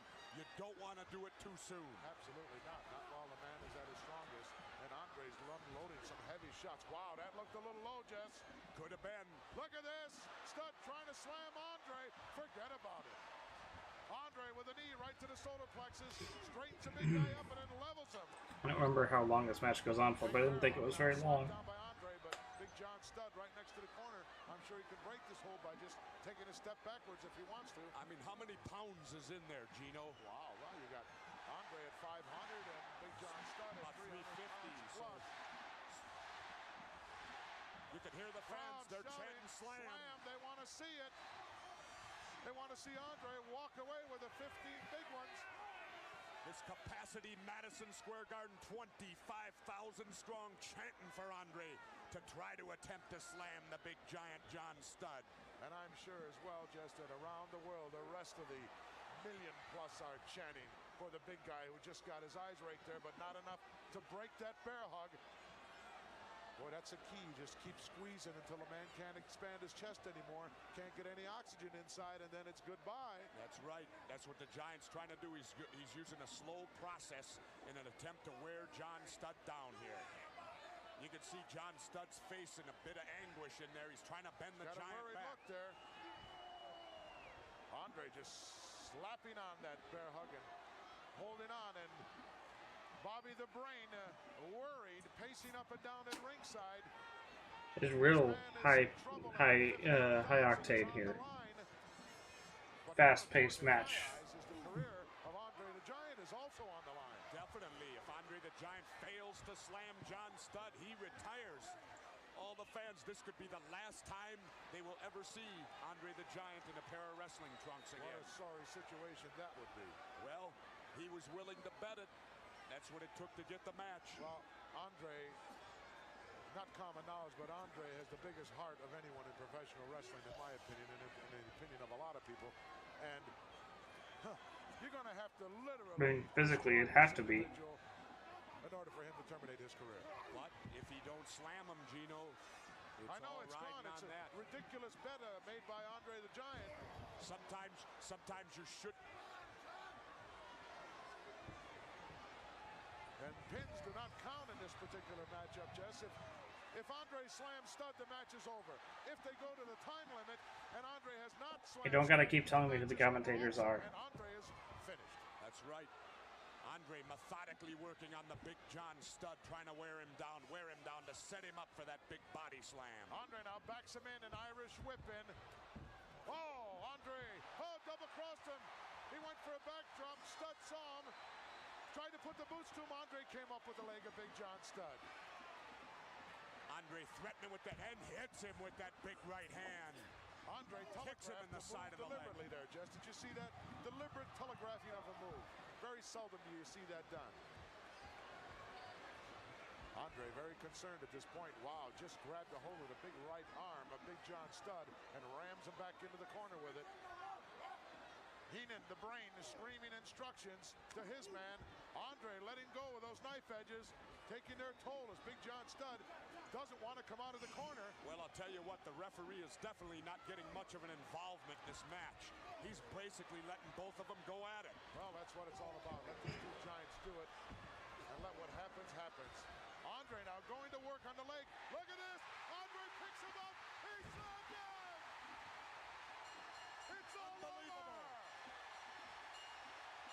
There we go. Oh, none longer than I remembered it going. 25,000 plus on their feet is Andre. Slams, look at this. He's throwing the money out. Uh-oh, look at that. Bobby the Brain Heenan grabbed the bag with the money. What do you call that, Jess? Unbelievable. I can't believe it. Bobby the Brain Heenan sneaking up behind Andre the Giant, grabbing the money and running. Why, that dirty rat. Do you believe that? What a snake. Andre the Giant. Smart decision by the Brain. As he slams Big John Stud. They don't call him the Brain for nothing, Gino. The Brain is always working. Let's go. Ladies and gentlemen, the winner of the slam match, Andre the Giant. Andre the Giant be congratulated. Let's go back in time just a few seconds here and see how Andre just softened up the left leg of Big John Stud. See. Look at these boots applied. We're well over halfway through. Reaches in deep with the power necessary and leverage necessary to pick him up. And whammo! 15 thou worth of body slam. Well, as you said, though, Gino, probably more important than any money involved is now, I guess Andre don't have to retire. Absolutely not, and he certainly didn't need the $15,000. Unbelievable. Andre the Giant fulfilling his commitment. Right now, let's go back into the locker room area and our other colleague, Gene Okerlund. Andre the Giant, I'll tell you what, 23,000 and millions around the world. You finally did it, Big John Stud Slam. Where's that money? I don't know. It disappeared somewhere, but I don't care about that money. I just show to John Stud and the Whistle, and I will just show to all the wrestling fans I can give him that sign. And I did it. You did indeed. Many saying that perhaps this would be the occasion for the retirement of Andre the Giant, but No way. Let's go back to ringside. Gorilla Monsoon and Jesse the Body Ventura. I'm not ready. Unbelievable. One happy giant, Jesse. He walked in there oozing with confidence. There was a few tentative moments, but he left the ring the same way with that big smile on his face. What would we call that, Gino? The slam heard round the world? Absolutely. The slam heard round the world is coined correctly by my colleague, Jesse the Body Ventura. A happening going on here in Madison Square Garden as WrestleMania continues to prove to be the biggest wrestling event of the century. to you by the World Wrestling Federation. Let's go right now back into the locker room area and His Lordship Alfred Hayes. We're coming to one of the most interesting matches, the first of our, good gracious, or good luck, something like that. But it is the first of our Wrestling Rock connection matches. We have Leilani Kai versus Wendy Richter, and of course in Wendy Richter's corner is Cyndi Lauper. Before they had a lot to say, let's hear what that was. All right, moments away. The ladies' title up for grabs. Cyndi Lauper, Wendy Richter, a big one for you. That's right, Mean Gene. Shmoola, Lanny Kai, you better watch out because these are powerful words because this is a powerful woman and I'm a powerful manager now because I was taught by Captain Lou Albano just how to manage. Wendy Richter, your thoughts? I didn't lose that belt to one person. I lost it because Moolah interfered in my match and I'm dead set on getting it back where it belongs. All right, ladies, please, ladies, I thank you very much. Cyndi Lauper and Wendy Richter, the opposing view right now for the reigning champion, Leilani Kai, and of course, Moolah, where did you get those glasses? My jeweler made them for me for special occasion for tonight because he's so proud of me and my champion, Leilani Kai. Well, don't tell Jesse Ventura about it. Yes, Leilani Kai, time I am defense. good and ready. I don't care what I got to do or how I got to do it to beat Wendy. I'm going to do it. I'm going to come back dressing with my hand at Victor. Okay, within reason, please, ladies. Part of WrestleMania. Leilani Kai, Moolah in her corner to be challenged by Wendy Richter with Cyndi Lauper in her corner. This contest is for the World Wrestling Federation Ladies Championship. Introducing first to my right, it was called the Ladies Championship at the time. Herself, a former World's Women's Champion, the fabulous Moolah.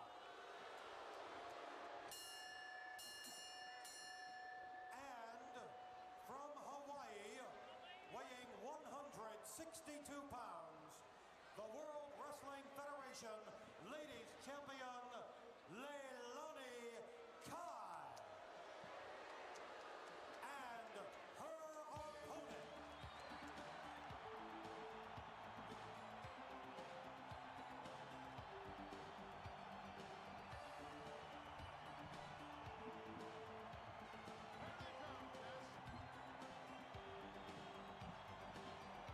Wendy Richter, Cyndi Lauper, David Wolf.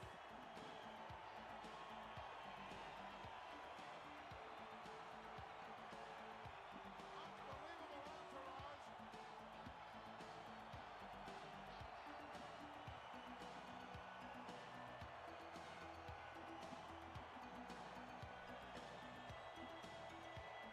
Cyndi in the corner, the manager of Wendy Richter, looking to regain the title. Looking to regain the championship, and I'll tell you, the fabulous Moolah, now a manager. Nobody has more years of experience in women's wrestling than the fabulous Moolah. What's that? Did you make a present of those glasses to Moolah? Did I? No, I didn't. Well, it certainly looked like something that would come out of your wardrobe, Jess. That's possible. Maybe she lifted them out of my dresser drawer. I don't know. Could be. There's the belt now being displayed by referee Dick Kroll, is saying this is what it's all about. The Ladies World Championship. Leilani Kai, along with the fabulous one, you can bet that they've got a game plan. Wendy Richter. Wendy's doing a lot of bouncing out there. That expends a lot of energy. David Wolf, Getting herself loosened up. Cyndi Lauper, very intense at ringside. Always in attendance when Wendy is here. Looks like he needs a haircut to me. I have to agree with that, Jess. You could use a little bit of a haircut yourself. Hey, well, you can't grow grass. You can't grow grass on a busy street. I guess not. I love your outfit today. That pink tux just out of sight and very appropriate for this event, WrestleMania. The greatest thing in the world, like I said before, Woodstock was to rock and roll what WrestleMania is to wrestling today. Unbelievable extravaganza takes place as the World Wrestling Federation just outdoes itself. Both adversaries taking their time here, getting off their ring attire. The referee waiting patiently, or maybe impatiently, as Moolah, a little bit reluctant about leaving the inside of the ring.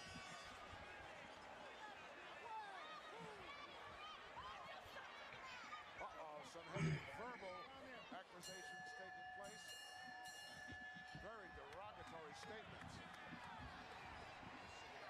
See, I'm familiar with 3 of these 4 women. I not really know much about Leilani Kai. And they're both grabbing each other's hair and spinning around on the ropes. Neither one of them. Wendy blocks the punch, comes back with a right of her own, and sends Leilani flying across that ring. Oh, nice maneuver by Wendy as she just scooped her over. Wow, kick out. Leilani Kai trying to hold on to that coveted women's title belt. One determined individual in Wendy Richter. Oh, nice maneuver. She comes up with a hammerlock, really applying the pressure. Well, I'll tell you, Gino, there's no love lost whatsoever between these. Move. Whoa. Showing us a little power move there. Well, Wendy Richter is a strong girl. I've seen her bench press in excess of 200 Okay, so she pounds, left. which is a lot of weight, and I know guys that can't do that, Gino. Nice maneuver. She maintains control with that hammerlock and really applying the pressure, drawing that arm out away from the body, which really makes the pain just excruciating. Reaches back with a snapmare and gets out of the situation. Oh, handful of hair. Handful of hair going for a cover. Cindy, worried look on her face as she tries to elude some So presumably in '89 she was gone after the women's tag team title stopped being a thing. Ladies Professional Wrestling Association.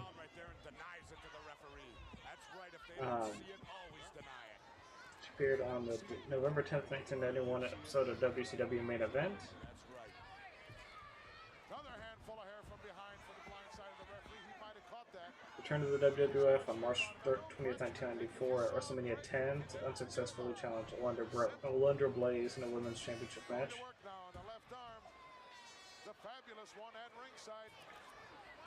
On October 20th, 1996, she wrestled Medusa in a losing effort during WCW Worldwide.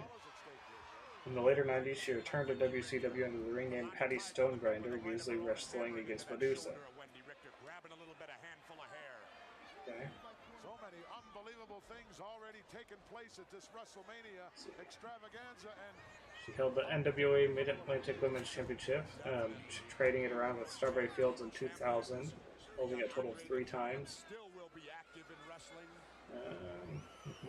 set here by King Kong Bundy. On March 12, 2003, she defeated.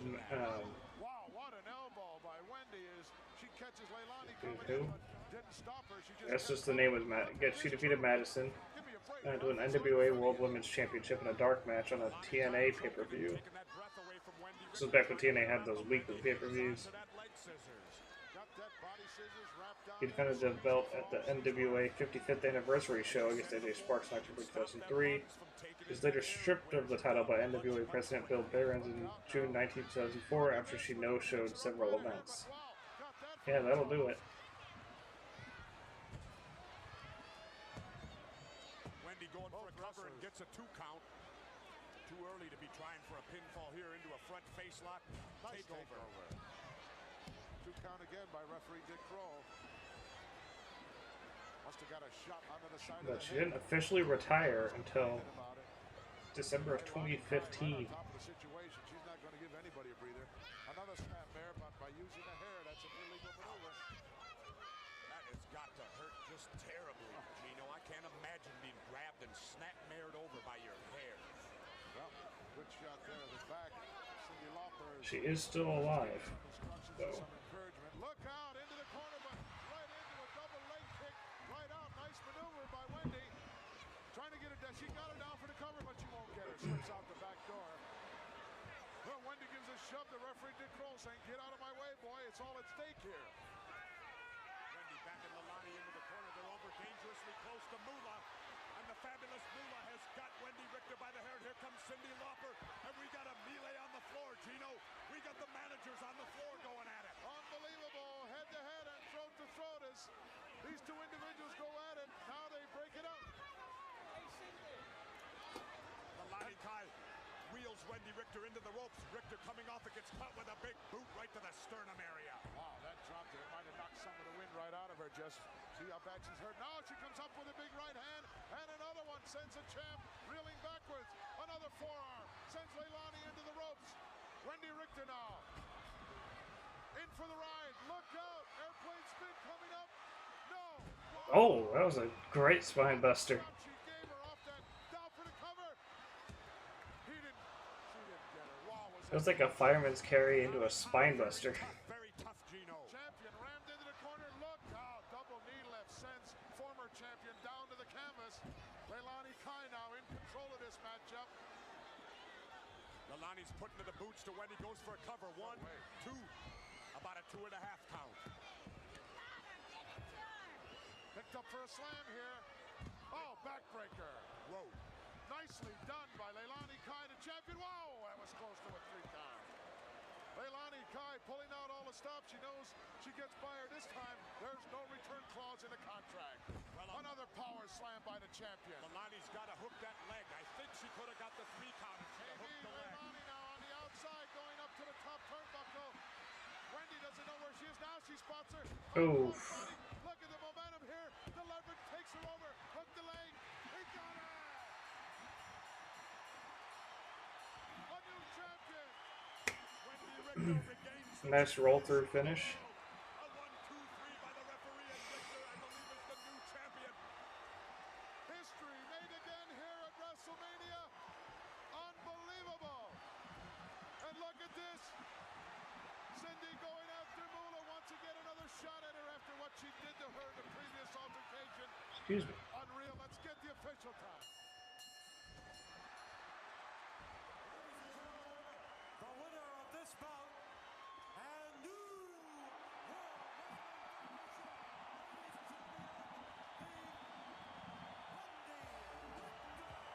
Ecstatic is Cindy Lauper and Wendy Richter, and the fabulous one been completely out of shape. Look at the flashes going all over the garden, Gino. Look at this, the champion hoisted around her manager, Cindy Lauper. Why are they excited? Let's go back and see just how the title changed hands here at WrestleMania.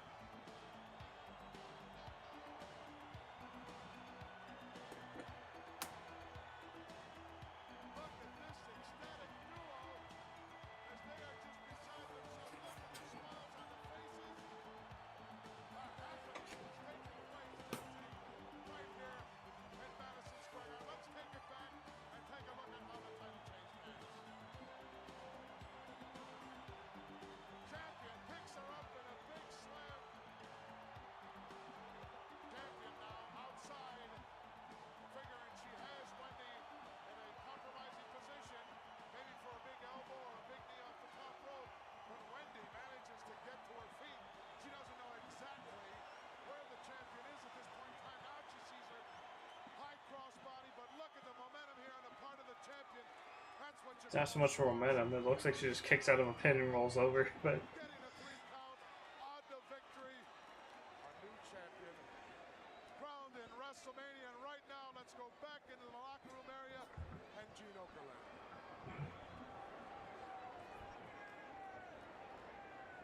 Well, G's not quite ready yet.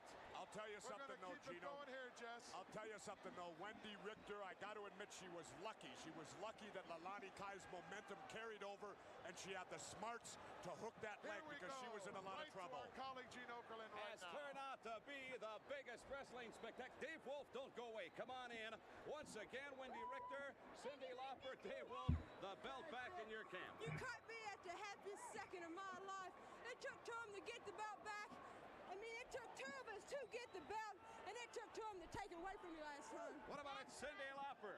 I'm telling you, Mean Gene, I knew she had it all while. She has more Olympic ability in her little pinky than that Lanny Kai, or whatever his name is now.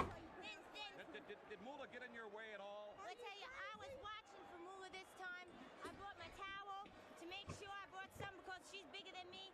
So I just had to make sure she didn't interfere again. Thank you. We'll continue this later. Cindy Lauper, Wendy Richter, David Wolf, WrestleMania. The heat is on. Back to Gorilla. they really cheaped out on the women's championship belt at the time. Unbelievable wrestling action. The new champion crown. Let's go up to our ring announcer. Yeah, their belts look significantly better. Ladies and gentlemen, in just a few moments, we will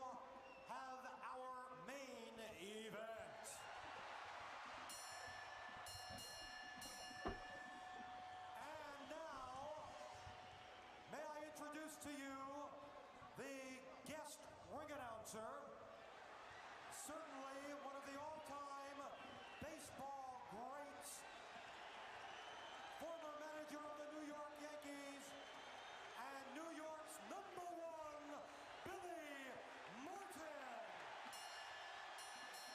Big rousing ovation, Jess, for Billy Martin. There he is. Billy Martin, guest ring announcer. For this extravaganza here on WrestleMania. Boy, does he look good. Billy Martin with a standing ovation by these 25,000 plus. And they're also gonna introduce Muhammad Ali. Wasn't he like the guest enforcer or whatever for this match? New York loves him, the world loves him. One of the greatest baseball managers in history, Gino. Billy Martin, also a great player in his own day. Part of this happening, part of this extravaganza, WrestleMania. Thank you very much. Thank you. You are the best fans in the world. Thank you.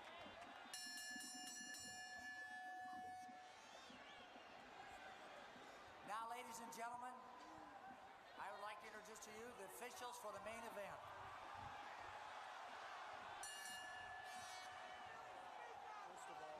First of all, escorted down the aisle by 4 of the world's famed rock hits. The guest timekeeper, truly one of the greatest performers in show business today, the incomparable Liberace.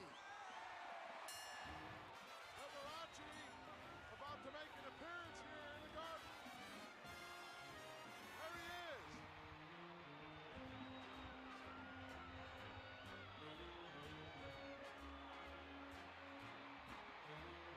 There he is.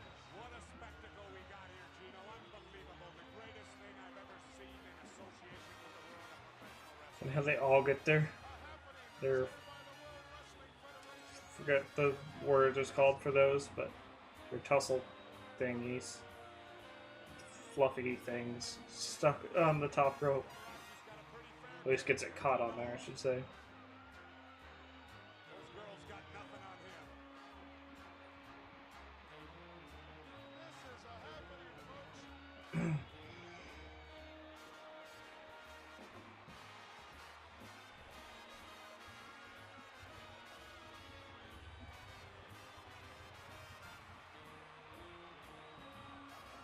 The wrestling event of the century.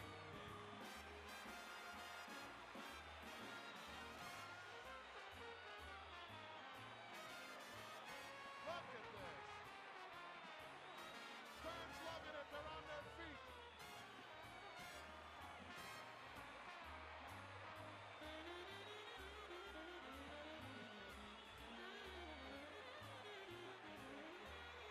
Live here at the Garden, closed circuited throughout the entire world. 1.2 million viewers in 24 foreign countries. This live from the World Wrestling Federation. Liberace thanking the Rockettes. Nope. Look at the smile on his face. I have one more announcement. Muhammad Ali. Oh, I didn't realize he was making the announcement. I couldn't even hear him. I assume that's him walking down the... Oh, there he is. Unbelievable individual. The greatest. Muhammad Ali. Looking tremendous. He looks like he could go 12 right now, Gino. He looks in fantastic condition. Holy mackerel, what a scenario. Ali waiting patiently as the Rockets. I saw him get inducted. Well, technically, saw him get inducted in the Hall of Fame. Obviously, he wasn't there. Because, you know... Oh, wow. Now there's a noose right there. That's really encouraging. Goes over and shakes hands with Billy Martin. There's Torres. Jose Torres. Former light heavyweight champion. Jose Torres. Great shape. I'll tell you, Muhammad looks terrific. He looks like he could go 12 rounds right now without breaking much of a sweat. This is the main event. It is scheduled for one fall with a 1-hour time limit.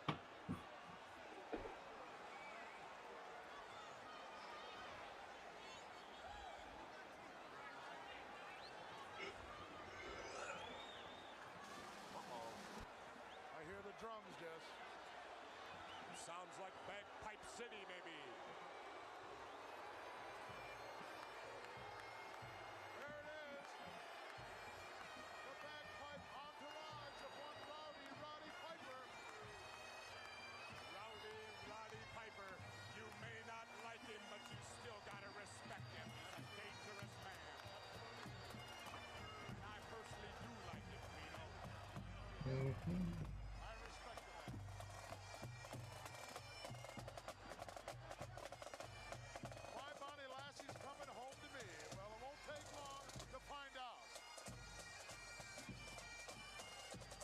I like seeing all the people involved in the entrance, like that last young guy there. Like the fact that he's old now. Like, what was his life like from this point on to now?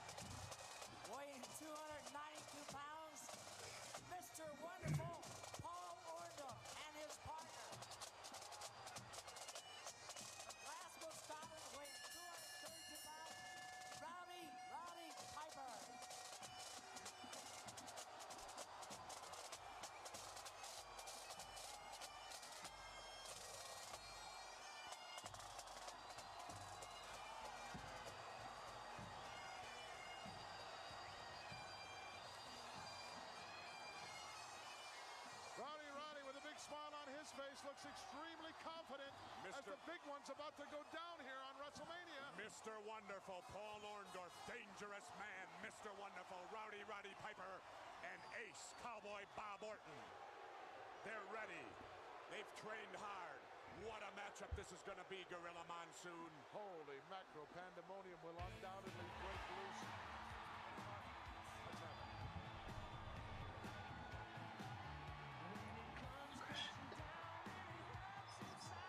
Not a Hulk Hogan fan. The theme song's catchy. This could be none other than you-know-who. World Wrestling Federation champion, there he is. The Incredible Hulk Hogan with Bad Man himself, Mr. T. And Superfly Jimmy Snuka, the third man in their corner. It's so crazy to think at WrestleMania 1 they didn't even defend the WWE title. WWF, whatever. Jimmy Snuka, their manager, if I recall.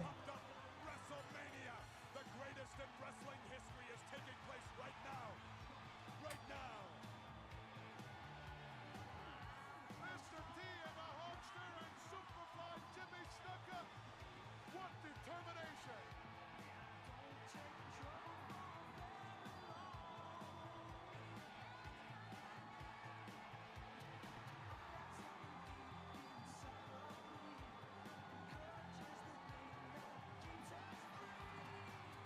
Pandemonium about to break loose here.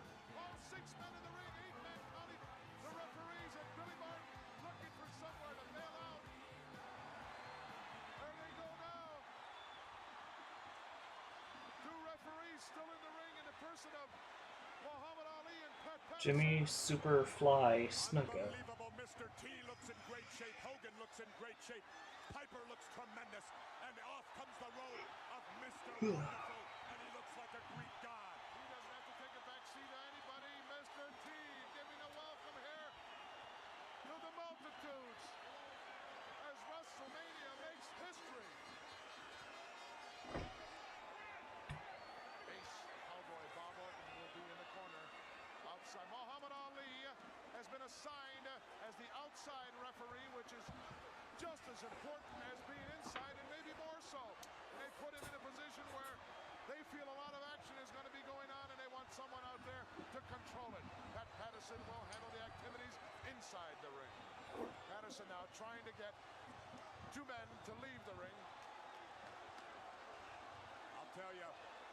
This bell about to be rung here by Liberace. Mr. T, a tremendous street fighter, but can he wrestle? Can he wrestle? Soon we'll find out. It won't take long to find out. He'll be put to the test immediately. Should he start the match? A few last-minute things going over here with Hot Rod and his entourage. Holy mackerel. Unbelievable. Mr. Wonderful looks just unreal, Jess. He looks like a Greek god. Gino, look at him.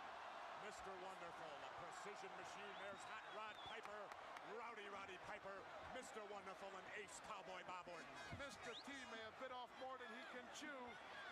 It won't take long. We're going to find out very shortly. There goes the bell. Referee Pat Patterson. Look at the bell by Liberace.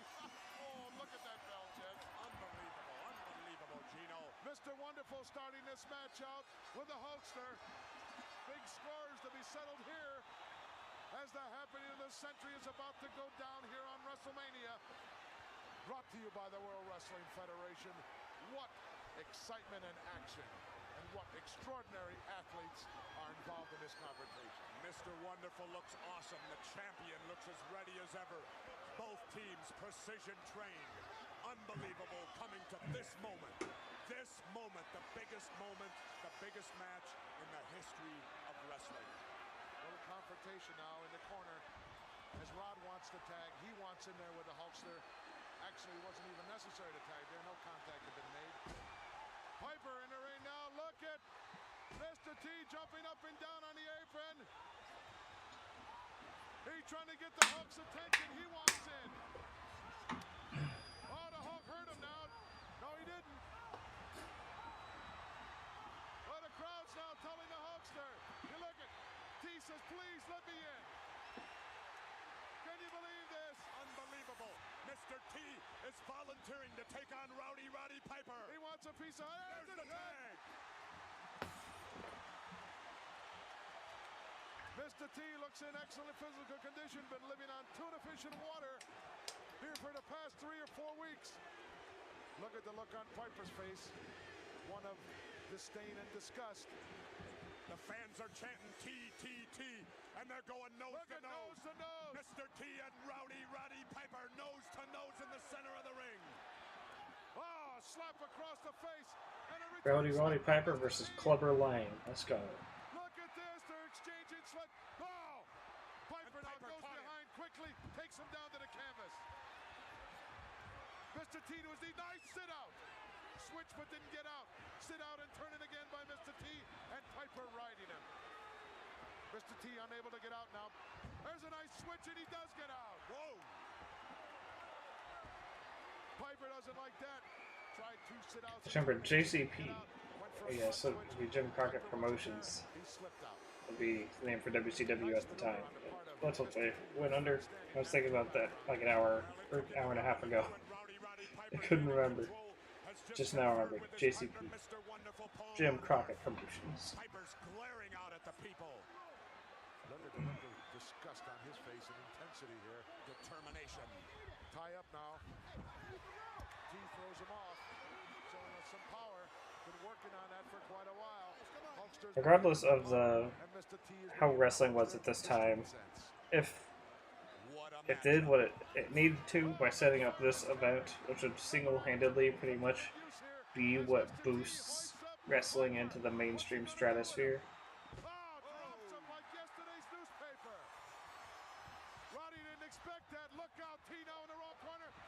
And people that don't watch wrestling know what WrestleMania is, or at least have heard of it.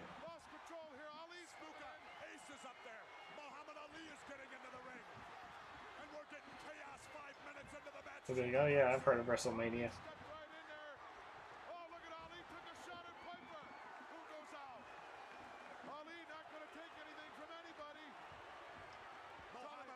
Chasing Ace out of the ring. The former champion of the world is taking control of the ring and driving Ace Bob Orton back to the floor. We knew he would play an integral part in this match, and Muhammad Ali, as the outside official, is maintaining order. All 3 men outside now. Hot Rod Piper, Mr. Wonderful, and Ace Bob Orton. Billy Martin, look at the look. He's loving this. Inside the ring, waiting patiently, Hulk Hogan, Mr. T, and Jimmy Superfly. Anything and everything is going to happen. Piper giving us a sign for timeout here. They're headed for the dressing room, Jess. I don't believe it. No way. Roddy Piper and Mr. Wonderful Paul Orndorff and Ace are heading for a dressing room. No way. He cannot do this. This will not be allowed, will not be tolerated. These gentlemen will have to return to the ring area. There you see Muhammad Ali, the referee outside the ring. Count going on, but no, sir. The Hulkster doesn't want any part of that count. He wants these guys back in the ring. Hulk Hogan saying no way, the referee Pat Patterson. He says get them back in the ring, and here they come. Rod Piper and Mr. Wonderful Paul Orndorff. There is no escape from this one, folks. This is for all The crowd is definitely invested in this. You can't deny that. 4 men inside. And a 4-way is going on as Mr. T, wow, grabs the head of Mr. Wonderful into Piper. And now the champion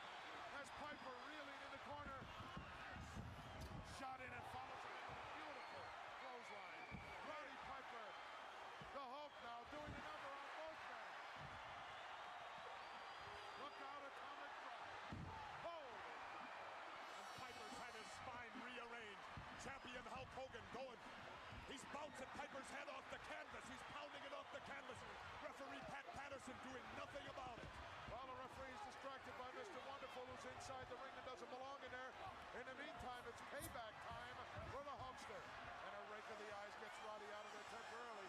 But the Hulk right on top of the situation. A tag off for Mr. T. Double whip now. Piper off the rope. Oh, whoa! Well executed move by the team of Mr. T and the Hulkster. A slam by Mr. T as Piper goes down. Oh! Ooh, a clean hip toss. Mr. T caught. Mr. Wonderful coming in with a beautiful hip lock. Unbelievable. The man is an athlete.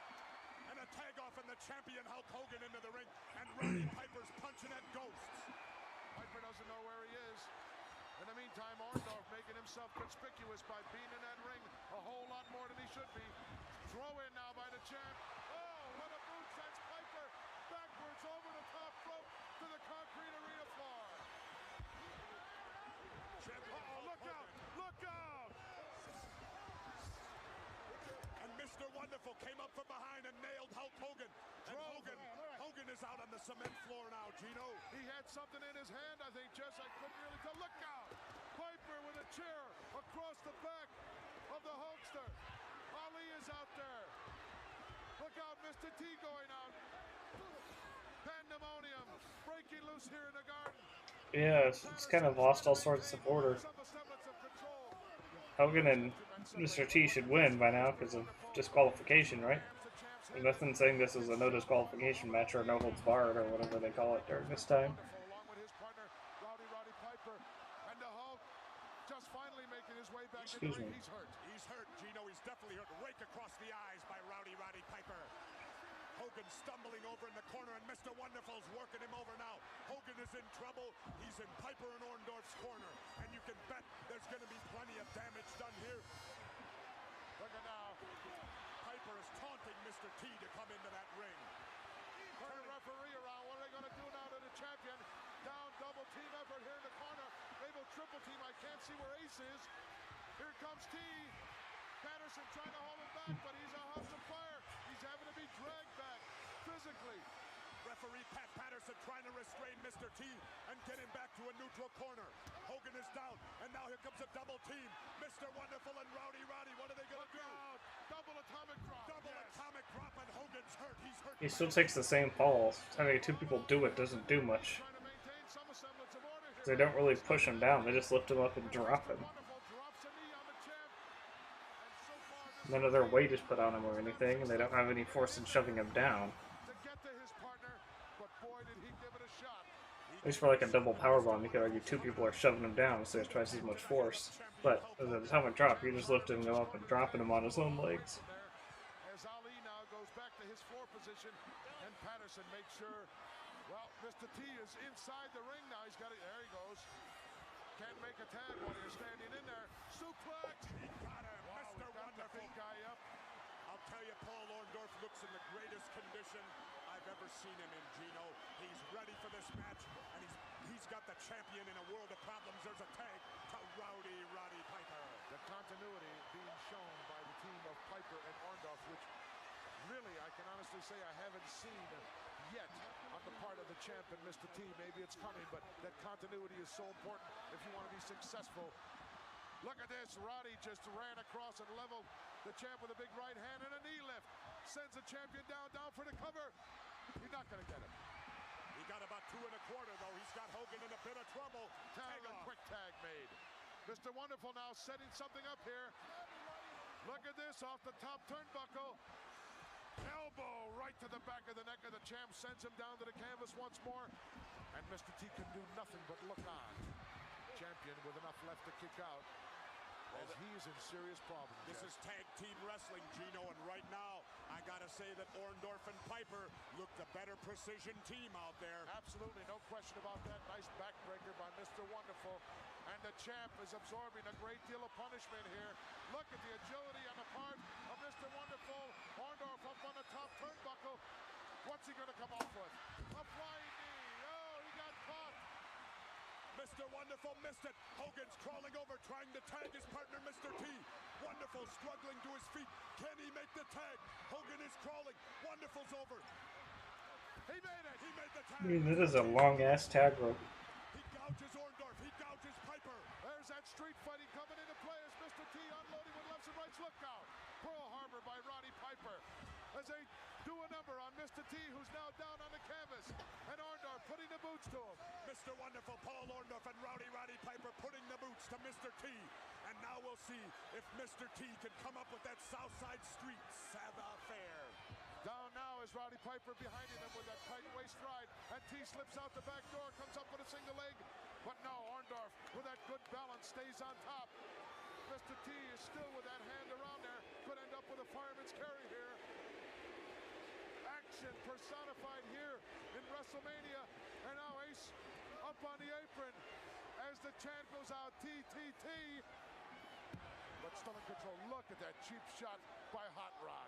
As he steps in there, he's not the legal man in. The tag was not made. Pat Patterson's got to get one of these guys out of there. Maybe there was a tag. I believe there was a tag, Gino. Mr. Wonderful did tag Hot Rod, Roddy Piper, and Piper down with a front face lock on Mr. T. He's going to try to wear him out now. Wear him out. T trying to slip behind. That's not the way to get out of a front face lock. I hope that the Hulkster taught him how to come out of there. A nice switch would be nice here. Come up with a hammerlock. Got to come out the back door, T. Roddy wearing him down. This hole will wear you down quicker than anything else because it cuts off your wind. But T manages power out and tags the champ. In comes a hook with a right hand, driving Piper back. And a number of Mr. Wonderful comes in. And they're both catching it from the champion. Look out, knocker. Both their heads together, Gino. The crowd loves it. The crowd definitely behind Hulk Hogan. Yeah, if you can't tell, this type of wrestling doesn't really excite me too much. Roddy Piper is my favorite in this match, but and Mr. Wonderful just levels the champ with that nice suplex. I'm not a Hulk Hogan guy. Orndorff up and Jimmy Snuka now stepping through the rope. Superfly going after Orton with a big headbutt. Holy mackerel! Talk about quickness. Look at this now. Full Nelson now. Roddy Piper. Double team, maybe triple team effort here. Oh, nice save by Mr. T. As Piper was about to lower the boom. Look out! Oh, he hit Orndorff. Unbelievable. With the cash. Down for the cover. Pat Patterson. He got out. They got out. There we go.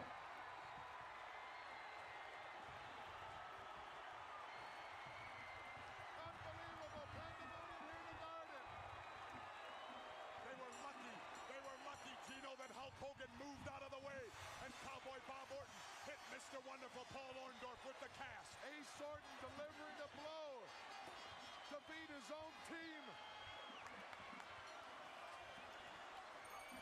Orton still flat down in the ring. Orndorff on his back.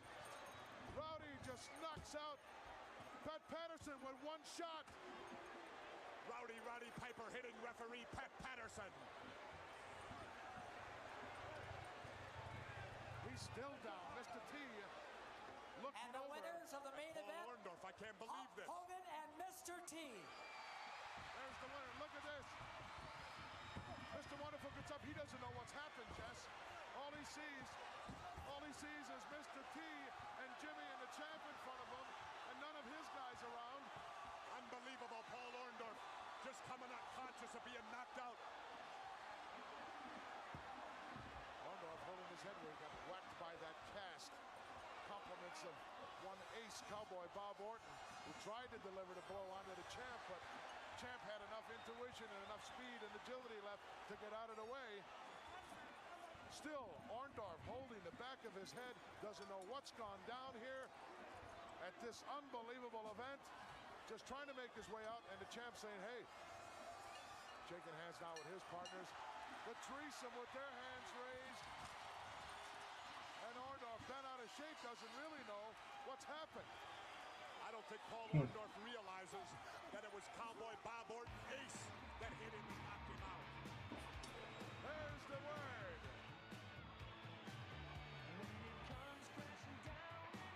There's no conception of what happened, but we certainly do, as things backfired for the team of Mr. Wonderful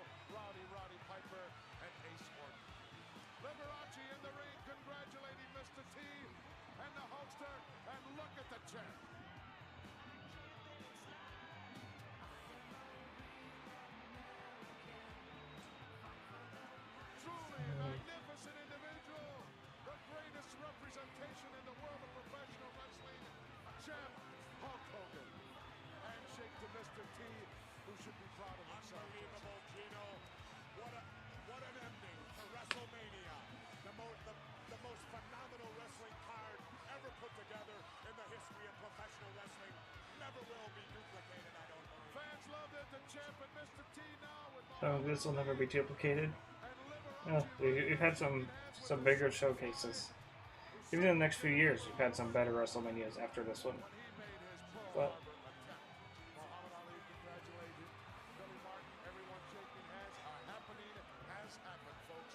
The greatest wrestling extravaganza of the century, WrestleMania. Let's go back in time now and take a look at the action that went down here in Madison Square Garden. Hulkster, love it. And here it is. Full Nelson now being applied. And look at behind him. You can't see him right now, but there he is. Piper got stopped by Mr. T. But look at Orton. Orton's up on top of the top turnbuckle. As Orndorff turns him around, look at the champ. Champ just turns him right into that vicious cast across the back of his head and neck. Just knocking Orndorff on. that was pretty well executed, I'll give him that. Let's take another look at another angle on this. Here you go from the other side. There you see Mr. T cutting off Rowdy. Fair to say, the best thing about WrestleMania 1 is the fact that it started WrestleMania. Not really any super fantastic legendary matches, but outside of the fact, and this match is pretty well known, but that's mostly because of the fact that it was the main event of the first ever WrestleMania. Betcha you are. Mr. T making a tremendous debut here in professional wrestling with an unbelievable partner in Hulk Hogan. Right now, let's go back into the locker room area and Gino. All right, ladies and gentlemen, pandemonium, bedlam, breaking out of the Garden WrestleMania, and what a fitting conclusion. Jimmy Superfly Snuka, Hulk Hogan, and Mr. T. What was it like? What was going through your mind? It was rough. Like I said, I trained hard. We've been training a long time. The World Wrestling Federation, Hulk Hogan. And I'm glad to be a part. It's rough out there. Like I said, I didn't take the guys lightly. I know they're well conditioned. It's rough out there. It's not for no wimps wrestling. You got to be ready. All right. I thank you very much, Mr. T. In the combat zone, Hulk. Well, you know what turned me on, Mean Gene? The whole time I've been What? training with a dude, I knew what was inside right here, brother. Everybody, Madison Square Garden, all the way around the world. Now you know what it's all about, brother. I don't pick no sides for partners. And you know something? My main man, Jimmy Snuka, and Mr. T, this guy right here, he was so fired up, I thought he was going to beat everybody up by himself. But you know something? WrestleMania, Hulk Hogan, Mr. T, Superfly, Jimmy Snuka, we reign supreme. Can you dig that? I can dig it at this point in time, proving conclusively. Yes, Jimmy Superfly Snuka, it had to be a privilege for you to be in the corner of these two men. Brother, it was a great pleasure for me, around the world, nationwide, to have Mr. T and, of course, the big brother Hawk. Like they said, they didn't take the brothers lightly, but he sure came out victory, and that's the most important thing. Mr. T, big brother Thank you, Hawk, brother. I love you, brother. You know, the Superfly and Mr. T, we're going to be around for a long, long time. All right, You better believe it. You better believe it. I thank you very much, gentlemen. Jimmy Superfly Snuka, Hulk Hogan, Mr. T.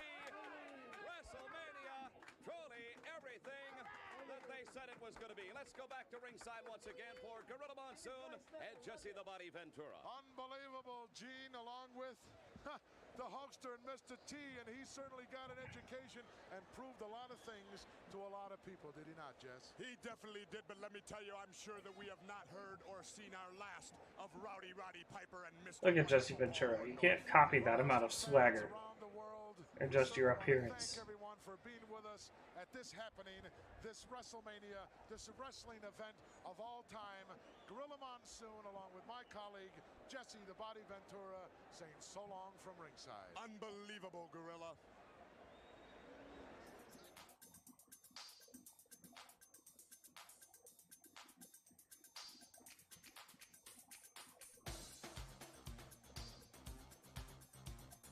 All right. WrestleMania 1 is in the books. No, we're not going straight to WrestleMania 2 yet.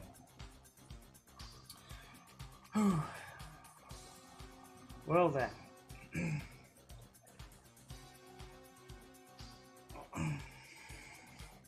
So next up we have the Wrestling Classic, which was in what, November of '85, if I'm not mistaken. Let's see here. The Wrestling Classic. on November 7th, 1985, at the Rosemont Horizon in Rosemont, Illinois, my home state.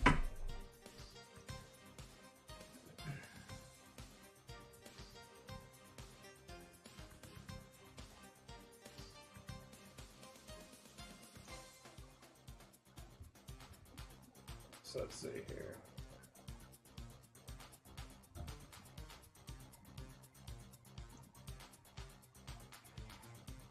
So the card has 15 matches, including a 16-man tournament dubbed the Wrestling Classic. You got Adrian Adonis versus Corporal Kirshner. Dynamite Kid versus Nikolai Volkov. Macho Man Randy Savage versus Ivan Putski. Ricky Steamboat versus Davey Boy Smith. Junkyard Dog versus the Iron Sheik. Moondog Spot versus Terry Funk. Oh, and then we got Intercontinental Champion Tito Santana versus Magnificent Morocco. And Paul Orndorff versus Cowboy Bob Orton.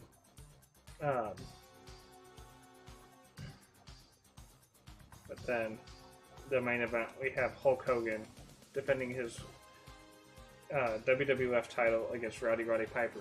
We'll get our first actual WWF title defense.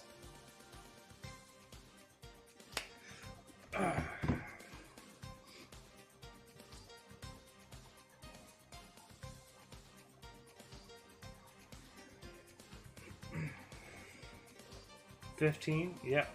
15 matches. 15 matches. I assume, if I recall, some of them are pretty short earlier on. How long is the event? Let me check that real quick before I cut off of here. How many matches, or how long is the Wrestling Classic?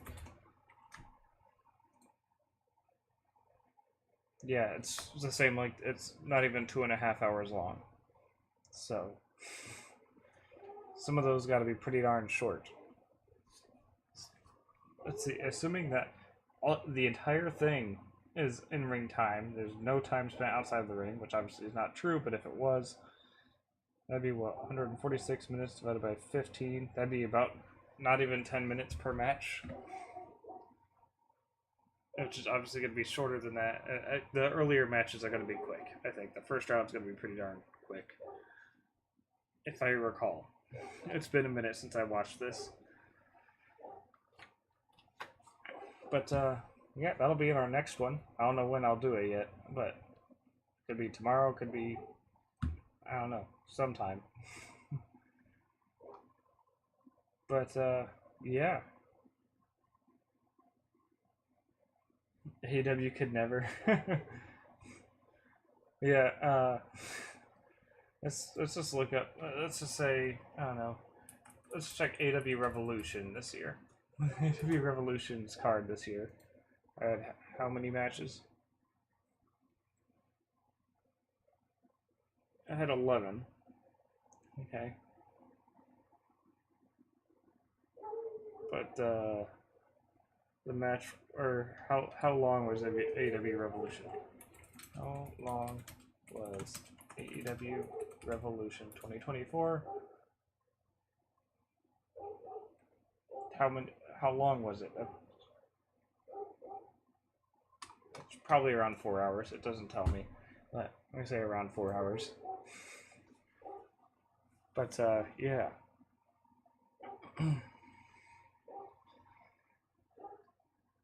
Anyways, that is going to be all for this one. Also, just notice this Greatest Wrestling Factions thing they have, but it has the Nexus N.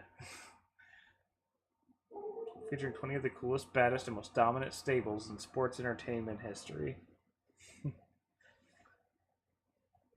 You would, I don't know, it's weird that they're like, yes, let's make the Nexus the poster boy. I know it's in 2015, so it's not that long after the Nexus, but like, you know, like the Shield was more recent.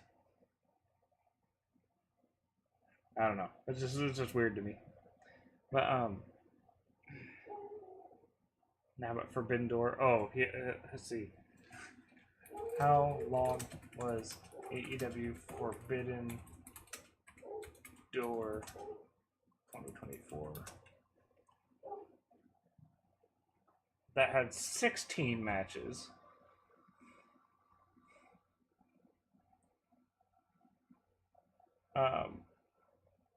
Doesn't tell me how long it is in minutes. How many hours?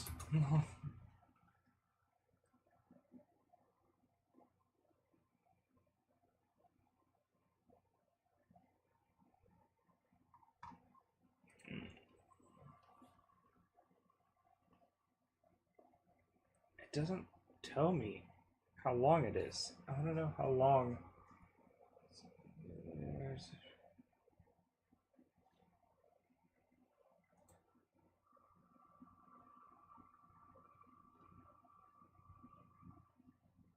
It doesn't say. I can't seem to find the actual length of the event.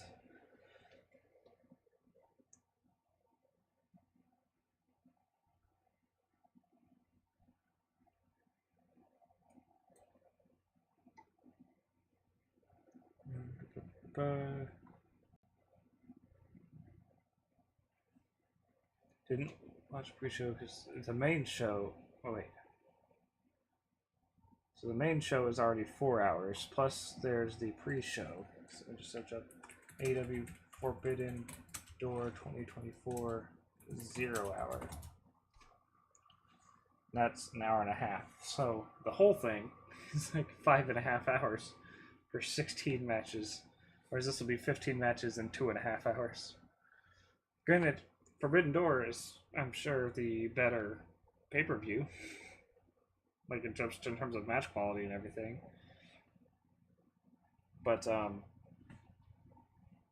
we'll get to that in the next one. So thank you everybody for watching. I'll catch all of you guys in the next one, and goodbye. Have a good night.